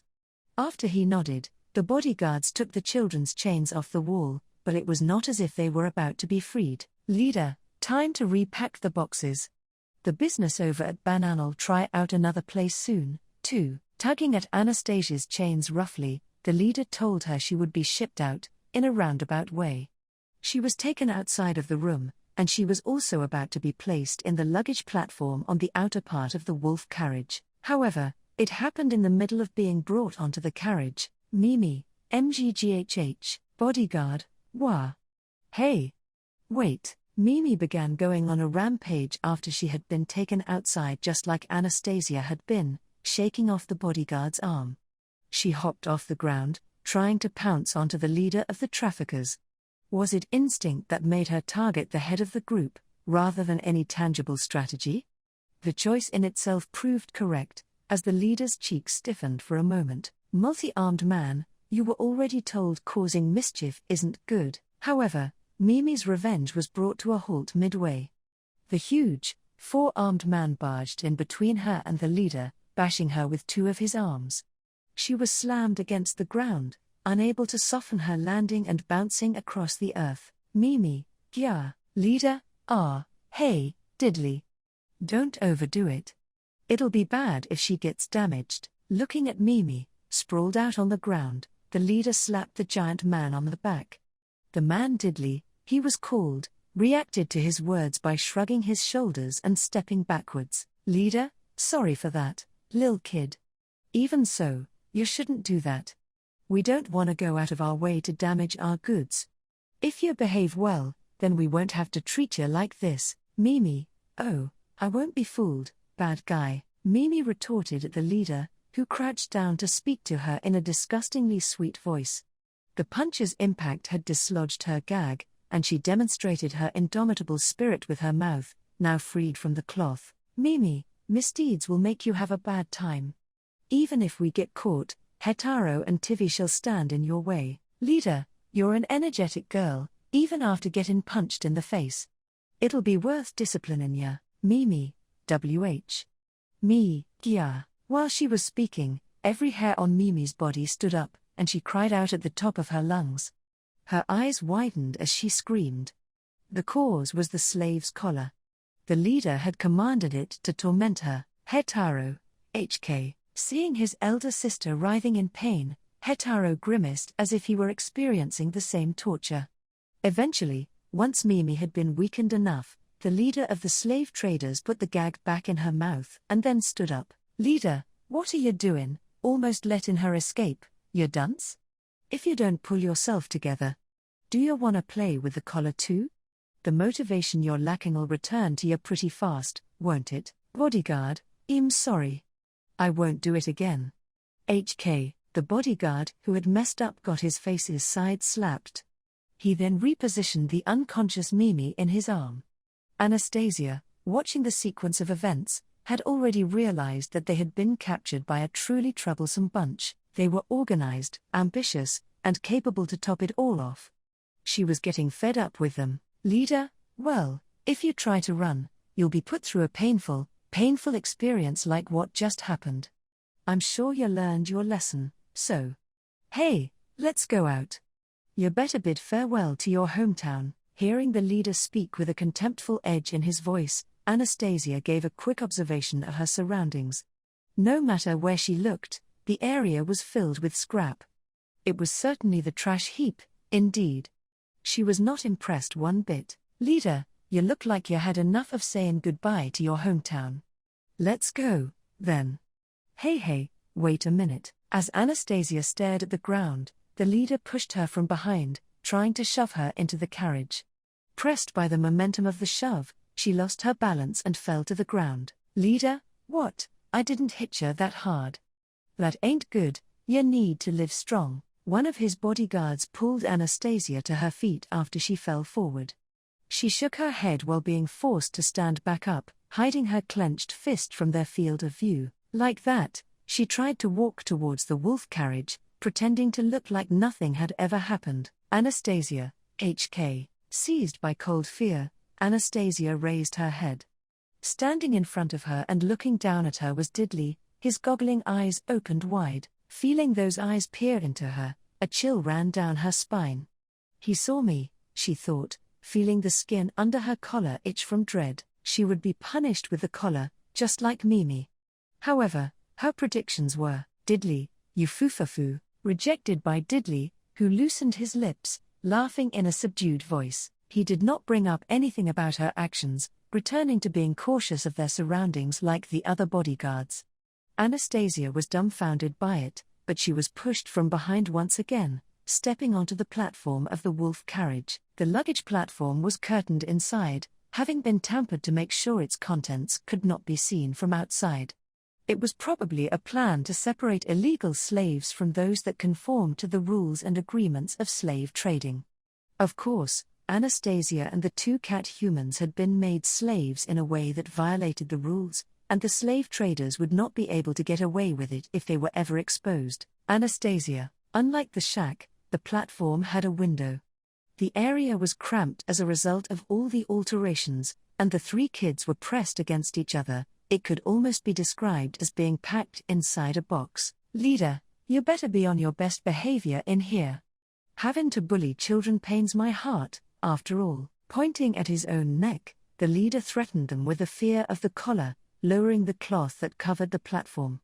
Right before the sight of the trafficker was hidden by the fabric, Anastasia caught a glimpse of Diddley's smile. It was horrifying, feeling as if he had seen through her scheme, but she had no idea of what went through his mind. Hetaro, Oni-chan, Mimi, MQ. Inside the confined space box, Hetaro was worried for the unconscious Mimi.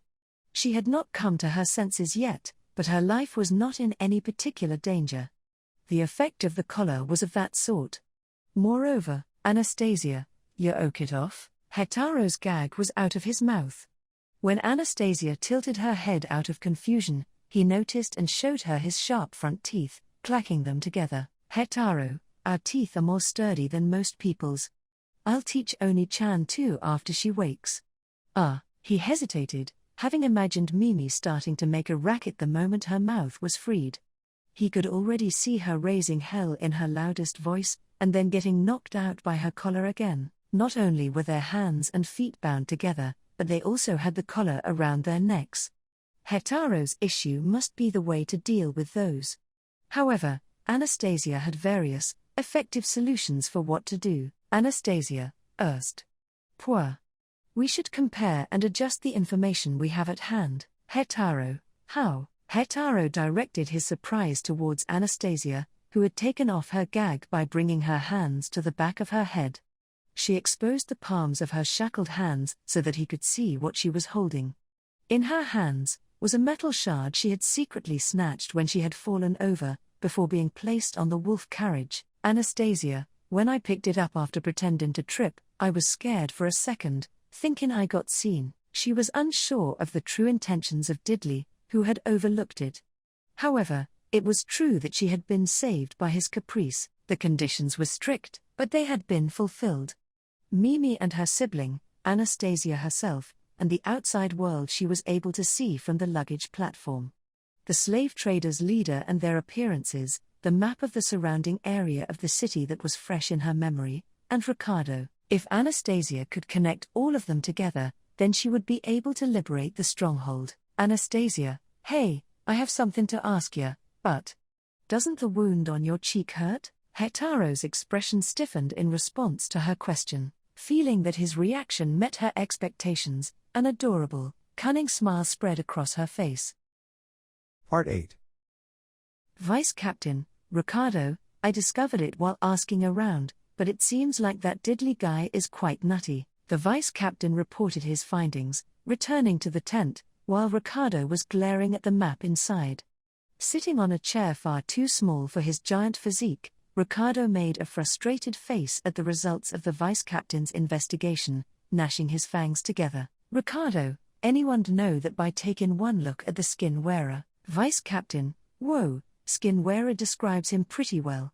Well, it's not a bad name to call him.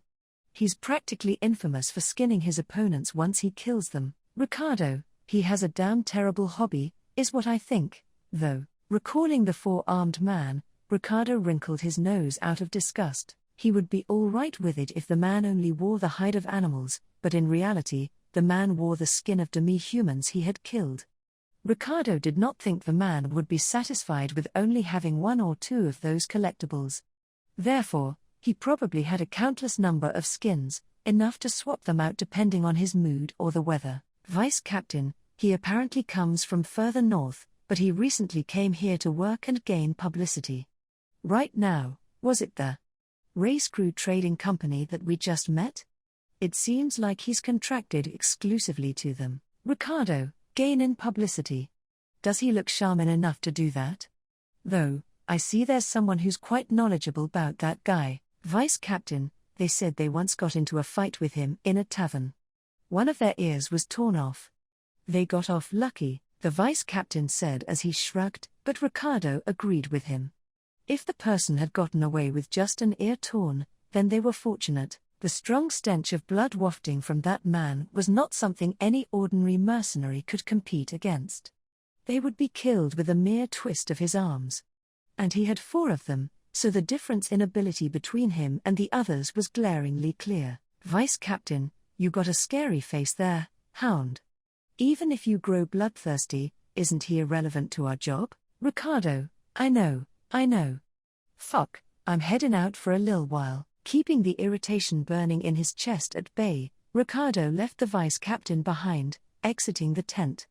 Gazing up at the night sky above the camping grounds, he used a finger to fumble around with his collar out of boredom, still unable to get a grasp on where the group's target, the gang of bandits, was located. Ricardo could not hide how discouraged he felt from his weakened sense of smell. Piling on that, he felt even worse because a person who got on his nerves had rubbed his wavering state of mind the wrong way. Diddley, the man who had peeled the skin of the people who shared the same race as Ricardo, and draped it over his head. He could not help but feel a thick sort of malice from how Diddley had called him Mr. Wolf to his face. Excluding that man, who had referred to Ricardo as a wolf without being convinced of what he called himself, the only other person who did the same was Anastasia. Ricardo, what? My beard's tremblin'. Huh? Caressing his beard, Ricardo raised a brow as he felt a tinge of uneasiness. From a slight distance ahead, he could hear voices coming from an argument. Spontaneously, he started walking in that direction. You know what, runt? It's dangerous round here. You better hurry and go back to the city. But, I'm saying I need to talk with the person in charge. Please let me through. Along with the exasperated voice of a rough fellow, a rather formal young voice overlapped with it. Once Ricardo took a look at them, he saw a tiny cat human arguing with a mercenary standing guard at the grassland. Ricardo, what are you causing a ruckus about? A full-grown man yelling at a child. How shameful, guard. Ricardo-san. No, it's 'cause this runt wouldn't listen to me telling him to go home, so. The guard repeatedly dipped his head at Ricardo, who barged in between them. Snorting at the guard's behavior, Ricardo then glanced over at the boy. He was a young cat human with an intelligent-looking face. Ricardo, son, I'm the representative around here. What? If you need to talk about something, I'm all ears. Cat human, are you the person in charge? The boy, clothed in rags, widened his eyes at Ricardo's attitude. He immediately gave him a polite bow afterwards, kneeling down and lowering his head further to the ground. Cat human, I ask of you. Please rescue my elder sister and brother. Ricardo, your siblings? What's it about? Cat human, it's the slave traders. They were caught by them, and I want you to save them. Ricardo, I get it now. I'm sorry to hear that, but. Ricardo scratched his head, feeling an inkling of pity at the boy's desperate plea. His older siblings were most likely cat humans, and they would be perfect targets for the traffickers to prey upon, if they were as young as this one. Compounding on that, the rags the boy wore, assuming they were hyenas from the slums, if the slave traders tried to capture them, it would not infringe on Banan's city laws. It had been a mistake to ask Ricardo to go against that. If only I wasn't on duty, Ricardo thought, mercy starting to bud in his heart. However, cat human, please look at this. Intercepting Ricardo's rejection, the boy took off the rag he was wearing. Looking at the chest and stomach area of his scrawny body, Ricardo let out a small grunt. The boy's skin was swollen with dark red, and the internal bleeding underneath had formed a drawing. The more Ricardo stared at that drawing, the more it started looking like a map, and he realized that it was a map similar to the one which depicted the outskirts of Banan. The very map he had been glaring at until recently. Ricardo, son, this injury of yours. No, what's this map? Cat human, someone is inflicting wounds upon either my sister or brother. With our divine protection. The power of the divine protection of trisection, we three can split our injuries and fatigue between each other, and this wound is a result of that. Ricardo, drawing a map through injuries. That's pretty darn impressive. I see, so they showed you their whereabouts. Wait, the boy's siblings, who had been captured by slave traders, were letting their youngest sibling know of their location by having wounds etched into their body. Ricardo was amazed by their idea, but it was not enough to force him to take action. However, he furrowed his brow upon thinking about something. That was not all there was to the map. Ricardo, this map, the map of the surrounding area of Banan. It was a map similar to the one Ricardo owned, but it was too similar. The map on the boy's body even had a few notable places marked down, such as where the caravans had been attacked, and where Ricardo's group had thought the bandits were hiding. It would be impossible to draw this map if without the siblings having looked at Ricardo's map while doing so. Between the two maps there were a few differences, such as the mark on the camping grounds near Banan, the current location of the mercenary group, and the mark that traced the highway extending from the city, as if it was following along the path. Ricardo, this place, the highway, and the workplace of the bandits. Connecting those together. Guard, Ricardo-san. Whoa. While in deep thought, his eyes fixed on the map etched on the boy's body, the guard called out to him.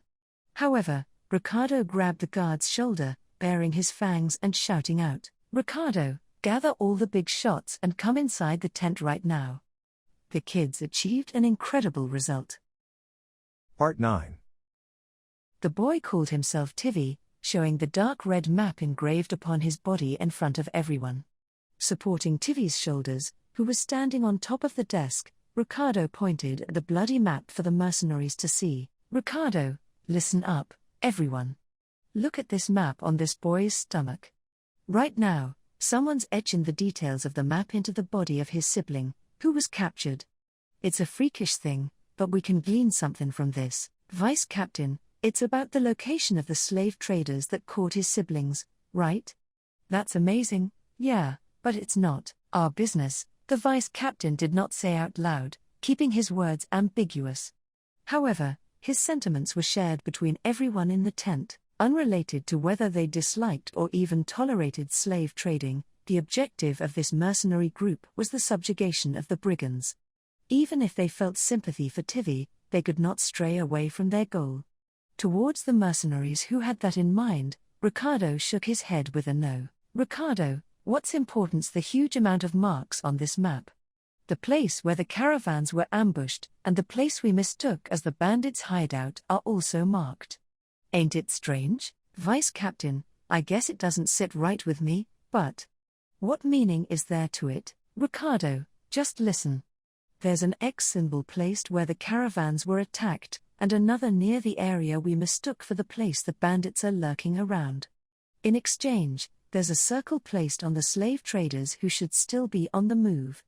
You should know what the creator of this map wants to say, Vice Captain." Whoa, Ricardo. You can't be. Understanding the context behind Ricardo's savage grin, the vice captain widened his eyes. However, there were a lot of mercenaries who had yet to reach the answer to the mystery. To make sure everyone could hear it, Ricardo spoke. "Ricardo, our targets, those we're looking for, ain't bandits. Slave traders that do business bordering on a bunch of brigands' business. No, our target's a muggers trading company, made up of those who disguise themselves as traveling merchants, and then launch attacks on other caravans." It was obvious why they had not been able to find anything while searching for the hidden gang of bandits. No such gang existed. The crimes had been committed by an armed group, who pretended to be traveling merchants and attacked people who passed by, looting the wolf carriages and goods of other caravans, and turning their employees into slaves. Like that, selling off what they harvested, as well as their slaves to some other city, then traveling around the whole country while engaging in business was the go-to method of these muggers trading companies. "Ricardo, so, it's this muggers trading company, but they're roaming around this area on the highway during this time of day. Judging from the speed a loaded wolf carriage can move at, there's only one candidate, Vice Captain, the Race Crew Trading Company." The vice captain clicked his tongue, thinking about the group that had just passed in front of the camping grounds a few hours prior, the very group that had just came up in their conversation before the meeting. He looked like he was panicking, fearing that the Race Crew Trading Company would escape if they did not take immediate action, but Ricardo shook his head at him. "Ricardo, there's nothing to be panicking over. I told ya. This map will keep telling us where that bunch is heading for. Before long, they'll stop in their tracks to set up camp. Once the band of mercenaries got a hold of their location, then it would be time for the Hound to live up to his reputation. Vice Captain, fold the tents. We'll be pursuing the race crew." "No, the Muggers Trading Company at once." The vice captain raised his voice, and the slightly energized mercenary group scattered immediately, all at the same time. Watching his fellow mercenaries leave the tent, Ricardo gave a firm clap on Tivi's shoulder, who had fulfilled his role to the very end. "Ricardo, son, good job for doing your best. You were amazing, Tivi. If it's for Oni-chan and Oni-I-chan, then it's to be expected." Replying with that, Tivi grew weak as he relaxed his body. Ricardo promptly supported him, feeling the burning temperature of his tiny body and seeing his labored breathing. It was only natural. Tivi must have endured an unbelievable amount of pain because of these injuries. If he had been reduced to this state as a result of the pain being distributed, then the suffering of his siblings, who were on the receiving end of such atrocities, must be beyond description. Because of that, Ricardo and his group needed to give it their all. "Ricardo, Anabo, your message has been heard loud and clear." Lifting up Tivi in his arms, Ricardo called out to the girl who was not present, accurately drawing out the map she had only taken a single look at, connecting the dots between the bandits and the slave traders, and delivering it to the uncle etched into the area of the camping grounds. The girl who had played a key role in achieving this result. "Ricardo, I gotta find you safe and sound, and ask you why you were caught by some slave trading company." Why had the girl, who was supposed to be in the city, been thrown into the midst of such a critical emergency? However, Ricardo did not even think that it had been the doing of the man he had let off the hook. Part 10.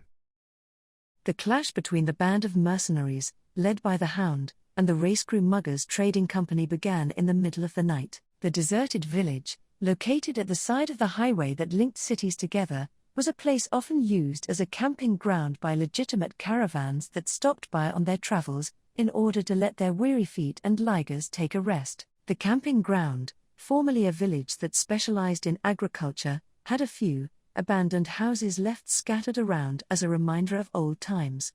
The existence of the houses, all equipped with roofs, made it more than just a little appealing to use as a place to set up camp. Because of that, the fact that an illegitimate muggers trading company was making themselves comfortable at this place had fully incurred the blazing wrath of the Hound and his group, mercenaries. The Hound and his 40 rowdy mercenaries were quietly surrounding the deserted village that was sinking into the darkness. Fires that had been set up at the camp, used to clear the view of those standing guard, and the vulgar voices of the ones holding a feast, while chugging down their alcohol-filled mugs. The carriages with the tethered ligers had the seal of the store number on it, proof that it was the company the mercenaries were after, and there was no mistaking it for any other. The map engraved into Tivi was perfect. Remembering the boy he had left in the tent before carrying out their plan, as well as his pleading voice that surfaced into the back of his head, the Hound gave his orders to the vice-captain, and placed small troops in various places around the village. Confirming that they were ready to go, the vice-captain nodded at the Hound. Receiving his signal, the Hound threw his head back to look up at the sky and opened his jaws. "Ricardo, awoo!" A bestial roar was released, as if reaching for the round moon shining in the night sky. The next moment, the Hound's limbs swooped down towards his assigned position and the battle had begun. "Man, you are Ricardo, shut it, moron!" With one swing of his large machete, Ricardo struck down the frenzied man who lunged at him. The thick chunk of iron penetrated the man's head, his skull exploding like a fruit.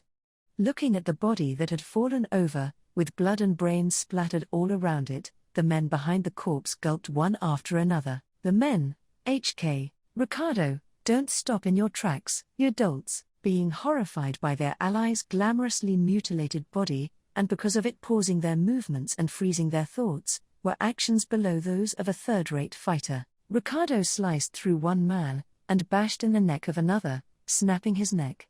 He shoved a third man into the wall by kicking him with all his strength, pulverizing the top of his head with the butt end of the machete and knocking him down to the ground. A muggers trading company that disguised themselves as a regular company, repeatedly plundering and pillaging other caravans in the middle of their travels. Even with such an extravagant title stuck onto them, they proved themselves to be a letdown the moment they were forced to be on the side of the ransacked. "Vice-Captain, Ricardo. How's it going over there?" The vice-captain swung a bloodied sword as he ran towards Ricardo, who kicked away the corpse near his feet.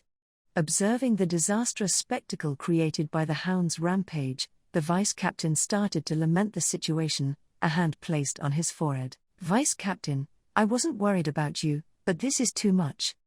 Are you planning to massacre them? Ricardo, is it worth holding back against these fellows?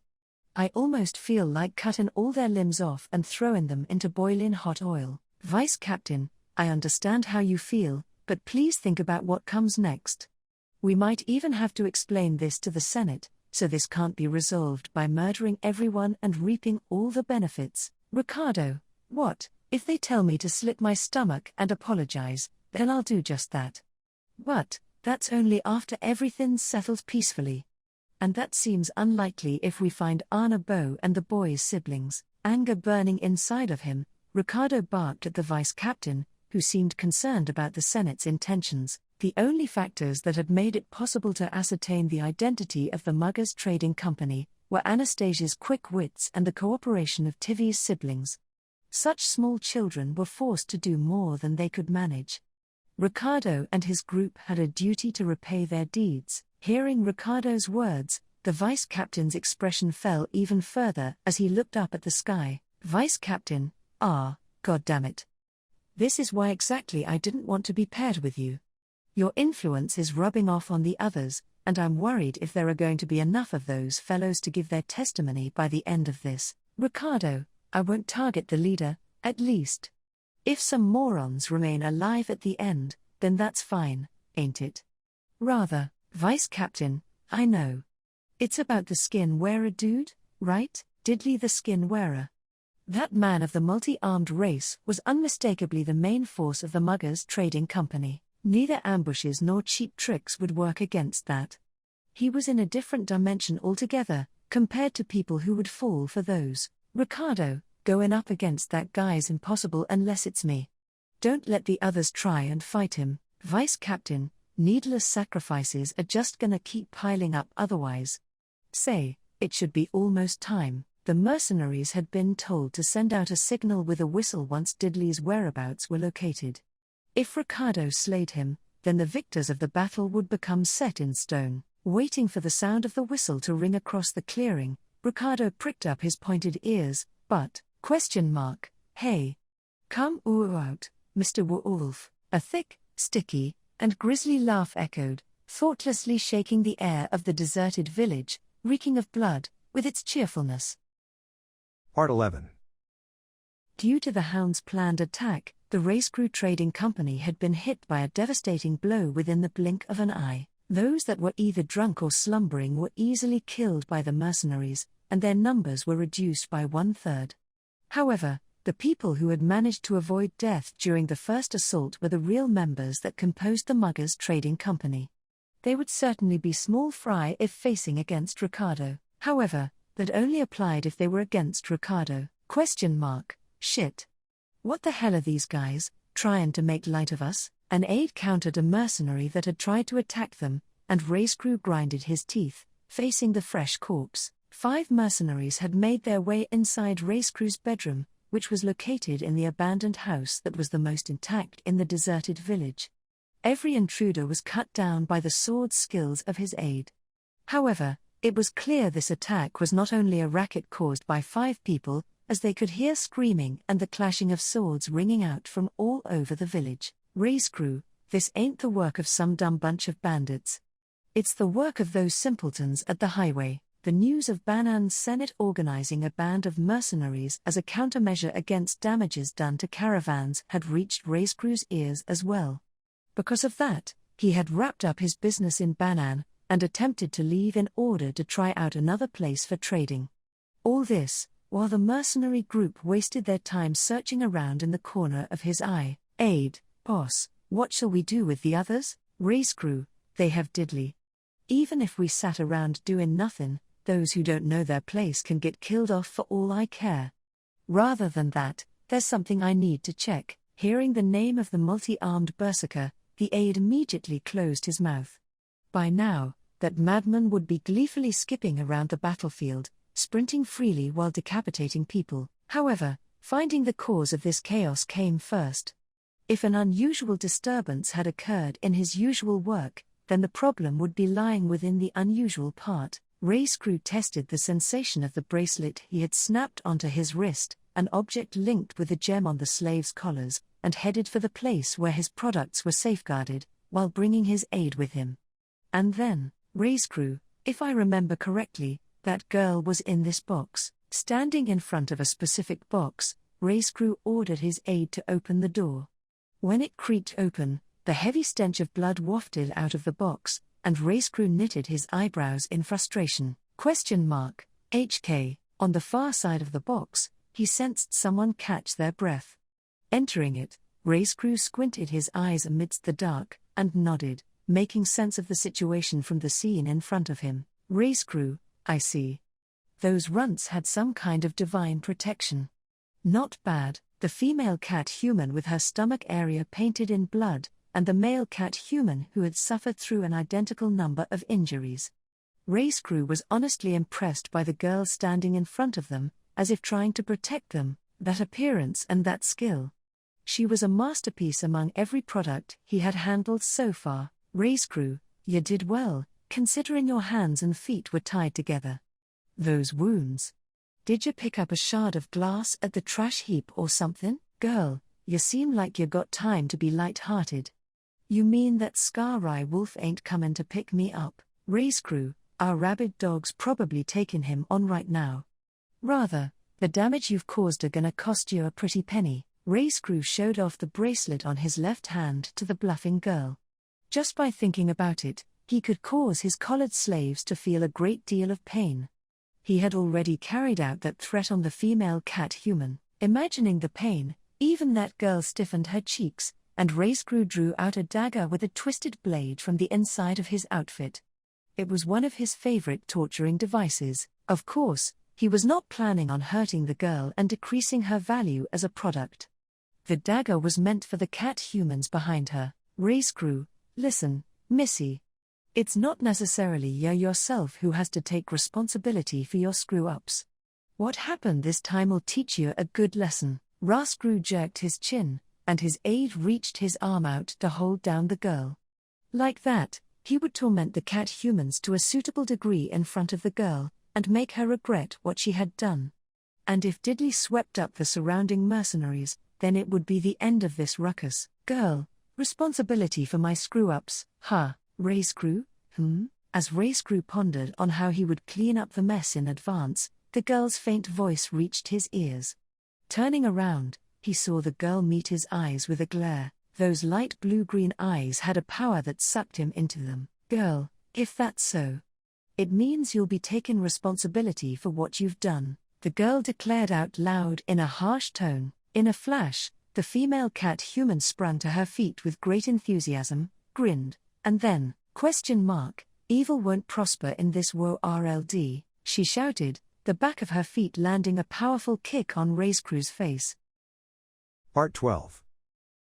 In that one fleeting second, the situation inside of the box had taken a drastic turn. Anastasia, Mimi had jumped awake due to Anastasia's call, and she kicked away Rayscrew while covered in blood, her appearance harrowing. The moment she did that, Rayscrew should have punished her using his bracelet, the punishment being given to her through her gait. Mimi's tiny body shook as if she was about to start bouncing around. However, it did not contain enough power to hold her justice. It was because the punishment was being shouldered by Hetaro. The divine protection of trisection was a divine protection that enabled the siblings to share sensations such as pain. The distribution defaulted to an even split, but they could consciously unbalance it. It was also possible to receive 100% of the pain when drawing the map, or when the eldest sister was receiving her punishment. Hetaro, I'm not as strong as Oni-chan, so I can only do things like this, Hetaro had said, his resolve to accept Anastasia's suggestion of etching the map onto his body too bright for her eyes. Even now, as he suffered from the pain and bleeding, he took on his sister's punishment and protected her until it ended. Mimi, ooh. Cheer, the fighting strength of Mimi, who was bouncing all over the room, having comprehended the will of her brother, was much higher than what Anastasia had imagined. The aides, who were taken aback by the falling Rayscrew jumping into the gap that appeared for nary a moment, Mimi punted one of the two aides with her short legs, defeating him by slamming him against the wall. Those were bodyguards that race crew had brought along, commanding them directly. They could not possibly be weak, but the fighting strength of the roused cat-human had increased even further, influenced by her excitement. Aide, say. The aide came to his senses after his ally was defeated, unsheathing the sword on his waist. The single-edged blade, known as a katana, released a single, terrifyingly sharp strike.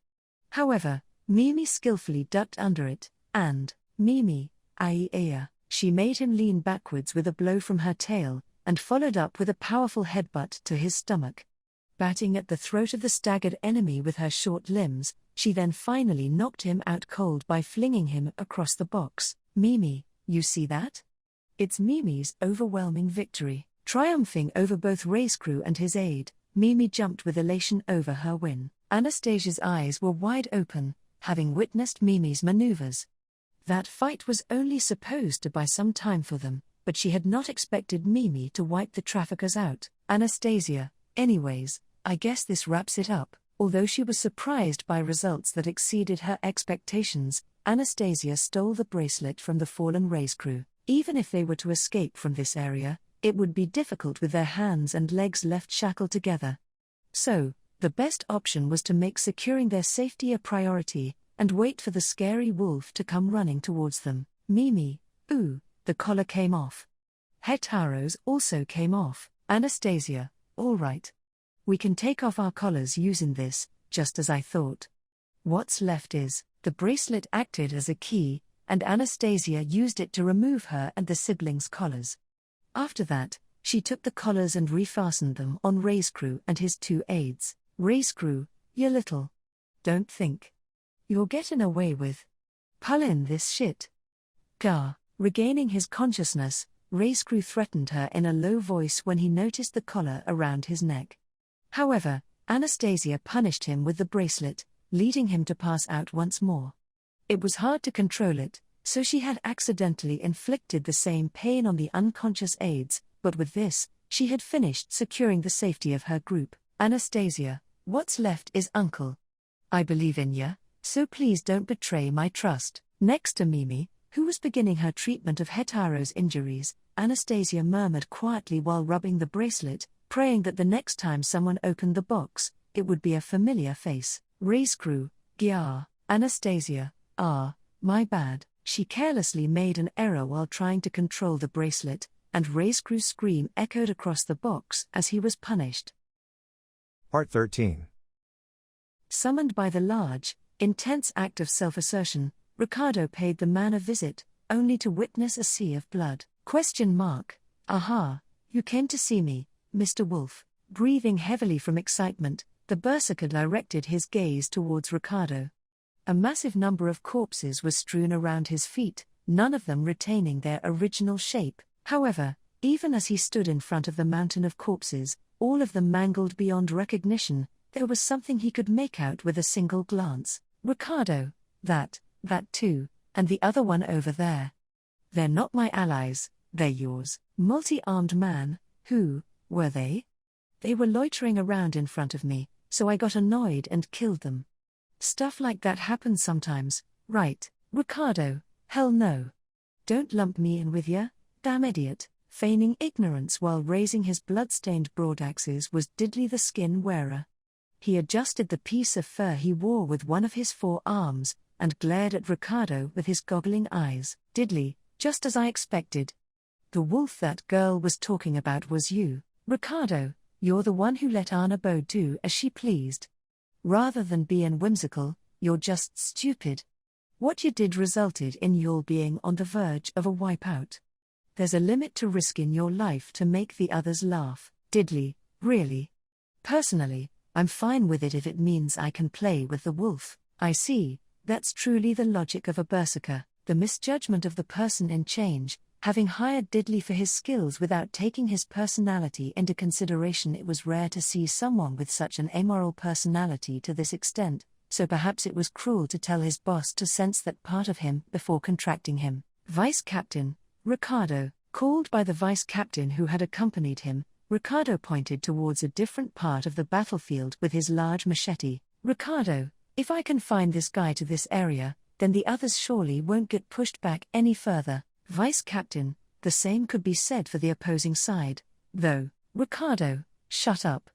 Just leave and go somewhere else. Pray for my victory. Shooing off the Vice Captain and his concerns, Ricardo faced Diddley alone.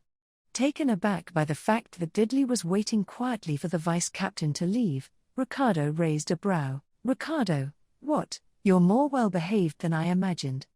I thought you're a rabid dog, but it seems like you've been disciplined. Diddley, it'll be my loss if the flavor grows weak, all because I was bad-mannered in front of my feast, don't you think? I'm Diddley. I have a personality that wants to taste delicious things while they're in their best condition. Ricardo, I see. I don't have any standards of tasty or nasty in a fight to kill each other. You haven't done any unnecessary things to earn a bow, have ya? Diddley, would you have been more passionate about this if I did? Ricardo, I'd be about to toss ya into boiling oil, ya dolt. Their banter serving as a trigger, Ricardo took one step to close the distance between him and Diddley's chest. Diddley intercepted him with his 4 broadaxes, swinging them towards his broad frame with varying trajectories to each of them. With the wind blowing around him, Ricardo dodged the strike of the first broadaxe by lowering his posture.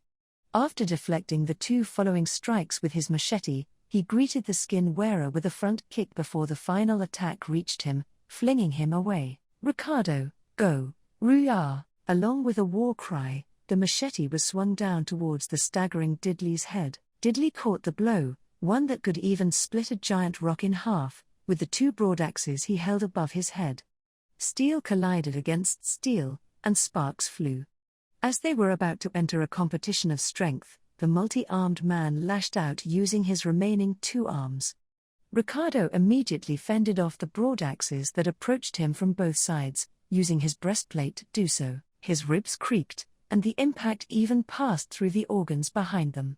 Vomiting out a glob of blood that surged up his throat, Ricardo leapt backwards using the momentum of having Diddley pushing against him. He broke into a fit of coughing. Ricardo, pay. Damn, you're pretty good at this. Diddley, you're good as well, Mr. Wolf. Well then, let's start taking this seriously. Diddley responded with a persistent, wide smile to Ricardo, who spat out blood and verbal abuse. Immediately after that, the multi-armed man's giant frame disappeared from his sight as if it had been blurred out from sight.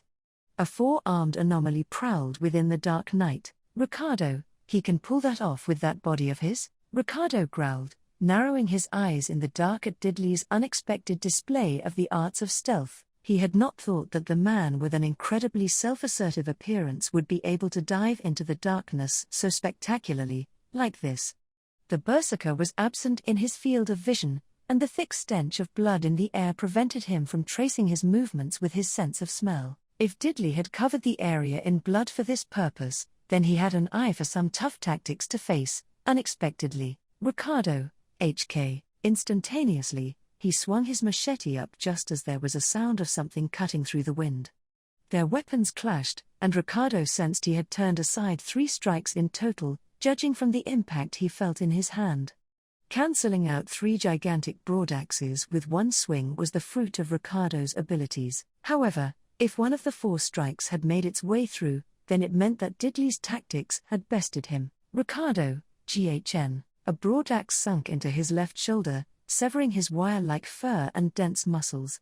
Fresh blood spewed out, pain and fury exploding in the back of Ricardo's throat. Diddley, Boo-ha H.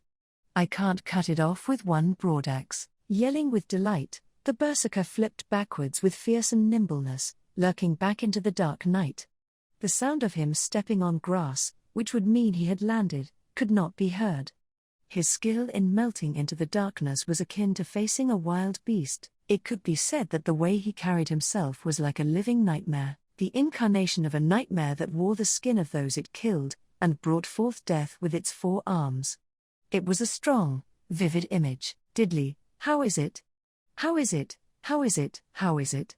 Are you enjoying my dance? The source of the slight sound of the ground being kicked, and the thick, sticky voice did not match. A strange gait he used to set his voice and footsteps independently from each other, deceiving Ricardo's eyes with his art of stealth, his ears with his voice, and his nose with blood.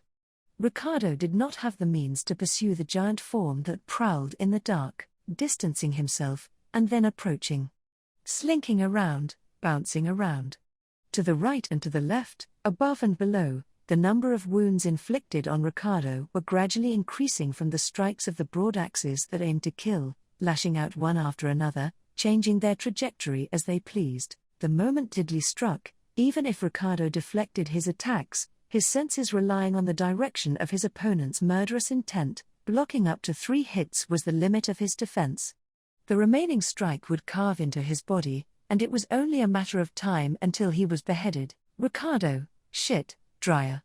Fine, then.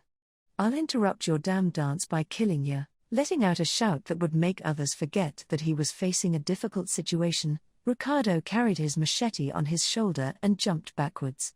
The hound held up his weapon while looking straight ahead, with an abandoned house to his back. If he made sure there was a wall behind him, then he could limit the direction of his opponent's assault, having it arrive from his front or his side. Although he did not know when or where would Diddley make a move, it would be possible for him to shut off where he would strike. Despite that, the berserker gave a delighted laugh at Ricardo's martial judgment. Diddley, you foo-fa-foo-foo. That's right, you would try to do that.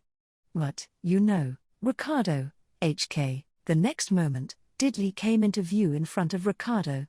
However, he appeared far beyond the reach of both Ricardo and himself. He was not aiming to engage in close combat. His broad axes drew a wide arc upon being thrown, transforming into discs of death as they advanced on Ricardo. Hurling the broad axes was a move that brought certain death to their enemies, who would have taken a desperate measure, because they had not been able to break through Diddley's art of stealth. In order to deal with 4 attacks coming from 4 different directions at the same time, 4 arms were required. Diddley, I'll kill you, and then I'll show off your pelt to that girl. What kind of face do you think she will make? Ricardo, laughing cruelly, Diddley spoke of the unsavory future actions, to be performed after he finished his job. Unable to put up with him any further, after having heard the contents of his speech and having looked at his expression, Ricardo opened his mouth wide. To subdue his opponent's lethal attack, Ricardo decided to play his strongest card as well. Ricardo, gra-ah-ah, opening his jaws, that were lined with sharp teeth, Ricardo released a roar of destruction in front of himself. The very air rumbled, and the earth was turned over from the quaking din.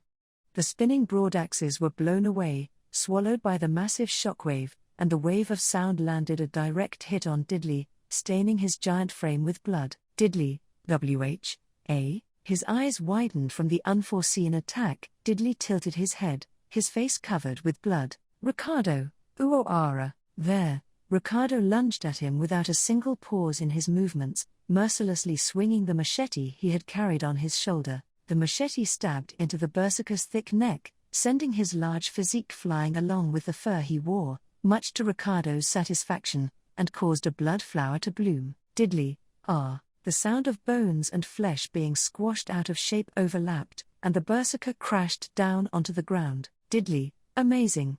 I was fascinated by your performance. His neck broken, Diddley uttered that out with a smile, letting out one final breath of joy before he fell silent. That was the end of the Muggers Trading Company, the evil that had grown rampant within the city of Banan. Part 14. The day after the incident, Ricardo and Anastasia were in the chairman's office of the Chudden Trading Company. Sitting on the sofa and sipping some Rio Kucha, Ricardo sighed as he finished giving his job report to Chudden. Ricardo, so, we got rid of the fellows who were up to no good. We also retrieved Anna Bow, and our losses. Ain't that big a deal, Chudden? It appears so. It seems like a lot of unexpected situations were piled on top of each other, but, having listened to the detailed account of the whole event, Chudden, sitting on the opposite side of Ricardo, nodded deeply. Receiving his somewhat inarticulate response, Ricardo wrinkled his nose with, "What, Ricardo, you're putting it ambiguously. Do you have any complaints or something against Anastasia? Of course. Do you have any idea of the dreadful experience I went through because of ya? You deserve a pay cut. A pay cut. Be strict with him, Chudden-san, Ricardo, GHN. I already said I'm sorry, haven't I, Anabo? Ricardo's expression clouded over as Anastasia continued ranting right beside him. Chudden had also shrugged his shoulders in exasperation, and Ricardo sincerely felt bad for his mistake this time. Thanks to Anastasia's quick wits, they had succeeded in annihilating the Muggers Trading Company. However, having listened to how it all began, listened to the details of Anastasia being captured by the slave traders, Ricardo felt deeply indebted to her. He hadn't expected that acting on the mercy in his heart to end up backfiring. The predicament that Anastasia went through during the whole incident was a consequence of Ricardo's carelessness, and therefore, completely his fault. Ricardo, but we were able to shut down the race crew trading company thanks to it. Anastasia, think about what you did. Ricardo, yes, I'm sorry. I'll work hard to make sure nothing like this ever happens again. Ricardo flattened his ears against his head, apologizing to Anastasia, who was fuming. Looking at their interactions, Chudden burst into laughter. Chudden, geez, you two are. No, I understand. For the matter in hand, the credit will go to Anastasia. For Ricardo Dono, well, consider it somewhere between receiving credit and your mission being labeled as failure. Anastasia, you're too soft, really. Uncle's gonna get ahead of himself. Chudden, if that's so, then it's all right if you discipline him strictly. Anastasia, yes, understood. I'll discipline him strictly. Looking as if she had received official permission from Chudden to do so, Anastasia glanced sideways at Ricardo. Her eyes made him anxious of the coming future, but at the same time, those were the eyes of a girl who had liberated the stronghold. Ricardo was also proud, since it proved he had made the right choice regarding her. Chudden, anyway, Anastasia, you did an excellent job in connecting the dots between the slave traders and the brigands. Where did you find out such a thing? Did you hear them spill it on accident? Anastasia, it's not a big deal. They had a leader stand in at the top, didn't they? I remembered seeing the Jinglin, shiny stuff he wore. Chudden, you recall seeing his accessories? Anastasia, I just remembered seeing those while I was working as a helper.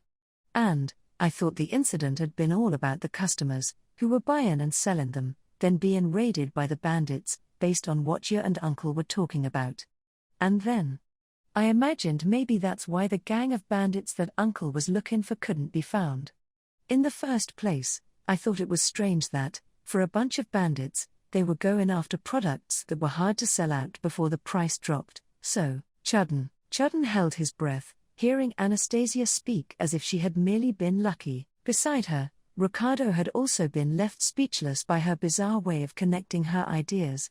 What was even more terrifying than that, it was not the fact she had reached the correct answer using her eccentric way of thinking, but the method she used to deliver that answer to Ricardo. Anastasia, the siblings who were captured along with me. They're cat humans, but when the older sister was being beaten, the younger brother's cheeks were also swelling up for some reason. I thought they were linked together through a divine protection. Then, they said they had one more sibling outside. Chudden, so, to make the map appear on the other sibling's body, you etched the map into the body of the sibling you were with? Anastasia, I'm glad I was able to take a single look at the map here. Thanks to that, I could draw it pretty accurately. The fact that she had been able to draw out the map she had only gotten a glance of, and a very precise one to boot, was not of much importance to Anastasia. Staring at the sky out of the window in the wolf carriage, measuring their location and the distance they had traveled by looking at the position and height of the sun, listening to the number of times the wheels rotated, and using those to add on to the map made out of injuries, were considered as trivial to her as well. Once they had pinpointed where the slave traders were hiding during the night, in the camping grounds, it was certain victory for the mercenaries, the uncertain variable known as diddly excluded. Anastasia had been the key figure for all of that. Ricardo, though, how could you do that inside a carriage that held you captive? Anastasia, on that luggage platform, the wall'd be warm where the sunlight hit it, and I'd been counting the time ever since the bell rang during noon. And because I did all of that, the locations on the map were perfect, right? Ricardo, oh, you're right. Ricardo nodded slowly. Just as she had said, perhaps it was not that impressive if she had done those one by one. However, counting every second to keep track of time, ascertaining their direction from the position of the sun and the angle of the sun's rays, coming up with a plan to escape, and engraving a clear-cut map that existed in her memories into a human body, accomplishing such things simultaneously was normally impossible. And she had done it all by herself, so what were he and Chudden able to say? Chudden, well. You're really beyond what I imagined, Anastasia, Chudden seemed extremely satisfied about Anastasia, who innocently cocked her head sideways. He was the man who had noticed her resourcefulness, pulling her into his trading company from her former position as the poster girl of a tavern. He could not help smiling about her actions that had allowed him to recover what he had invested, and his conviction that his eyes hadn't deceived him. However, Ricardo was deeply concerned about Chudden's expectations, fearing them as dangerous and risky. That's why he deliberately spoke in a loud voice, rubbing Anastasia's head roughly. Ricardo, well, I guess she was really beyond what we all imagined. I didn't expect Arnabo to crush the enemy's captain before I came to save her, and even treat him like a slave. I'm astonished, Anastasia, that couldn't be helped. I thought it was dangerous outside, so I had to secure our safety inside. Also, he brought it upon himself since he's a slave trader. Stop that. My hair's going all over the place. When Ricardo had gone to pick her up, Anastasia had already placed a slave's collar onto the leader of the enemy, splendidly giving him a taste of his own medicine. There was no sweeter revenge than a slave trader having a slave's collar fastened around his neck. Ricardo, I promised I'll entrust the handling of my collar to you, but maybe I was too hasty. Anastasia, don't make fun of me. Even if it's a verbal agreement, I'll protect it with my life. What the heck are you saying? Ricardo laughed while showing his fangs to Anastasia, who shouted at him with a reddened face. He had omitted it from the report, but considering she was acting like this, then it was probably wiser for him to shut his mouth about Anastasia bawling and jumping onto him the moment she saw him come to pick her up. Chudden appeared to be dumbfounded by their exchange. Since the focus of the conversation had veered off from Anastasia's achievements, he thought he should put an end to it for now. Chudden, by the way, about the little cat humans. The siblings that cooperated with the arrest of the culprit. Where might they be? Finally, Chudden asked them about the people who had contributed greatly to their cause, noticing that they were absent despite having been brought up several times during their conversation. Ricardo and Anastasia both frowned at the question. Ricardo, about that? I'm not sure. There's no doubt the eldest sister treated the injuries of her two little brothers with her healing magic, but, Anastasia, she said, justice does not ask for anything in return. And just left. Chudden, what? Chudden's inquiries were shared by Ricardo and Anastasia, the three siblings, who had made a significant contribution to the extermination of the Muggers Trading Company, did not seek any rewards nor words of gratitude, and had disappeared as the morning sun rose, the sister carrying her brothers and dashing off gallantly. No, they had returned to the entrance of the city with Ricardo and the others, so they should be somewhere around Banan, but, Ricardo, allies of justice. Do those kids know what it means? Anastasia, of course they do. I hope. It's true that I was saved by their justice and courage, and I think I'll be able to meet them again somewhere. Those siblings were incredibly loud, so they would probably be easily found if one went on the search for them. However, what Anastasia wished to say was definitely not that. Ricardo crossed his arms, responding to the smiling Anastasia with, right. Hearing that, Anastasia stretched out her body. And then, Anastasia, well then, since I got an extra, unnecessary day off, I'm going back to work. Ricardo, wait a minute. You know what happened yesterday and today. Do you have enough energy to? Anastasia, but I've been asleep the entire time. If you're the bodyguard of this company, then you should get back to work too, uncle. You need to make sure you'll never make a blunder like this one again. Being pulled by the hair on his arms, Ricardo was shoved out of the room by the small girl. Once he had finished giving his report, he planned on chugging some alcohol and lazing around. However, Such an insignificant wish failed to reach the ears of the enthusiastic girl. Anastasia, your price fell from this huge blunder, right?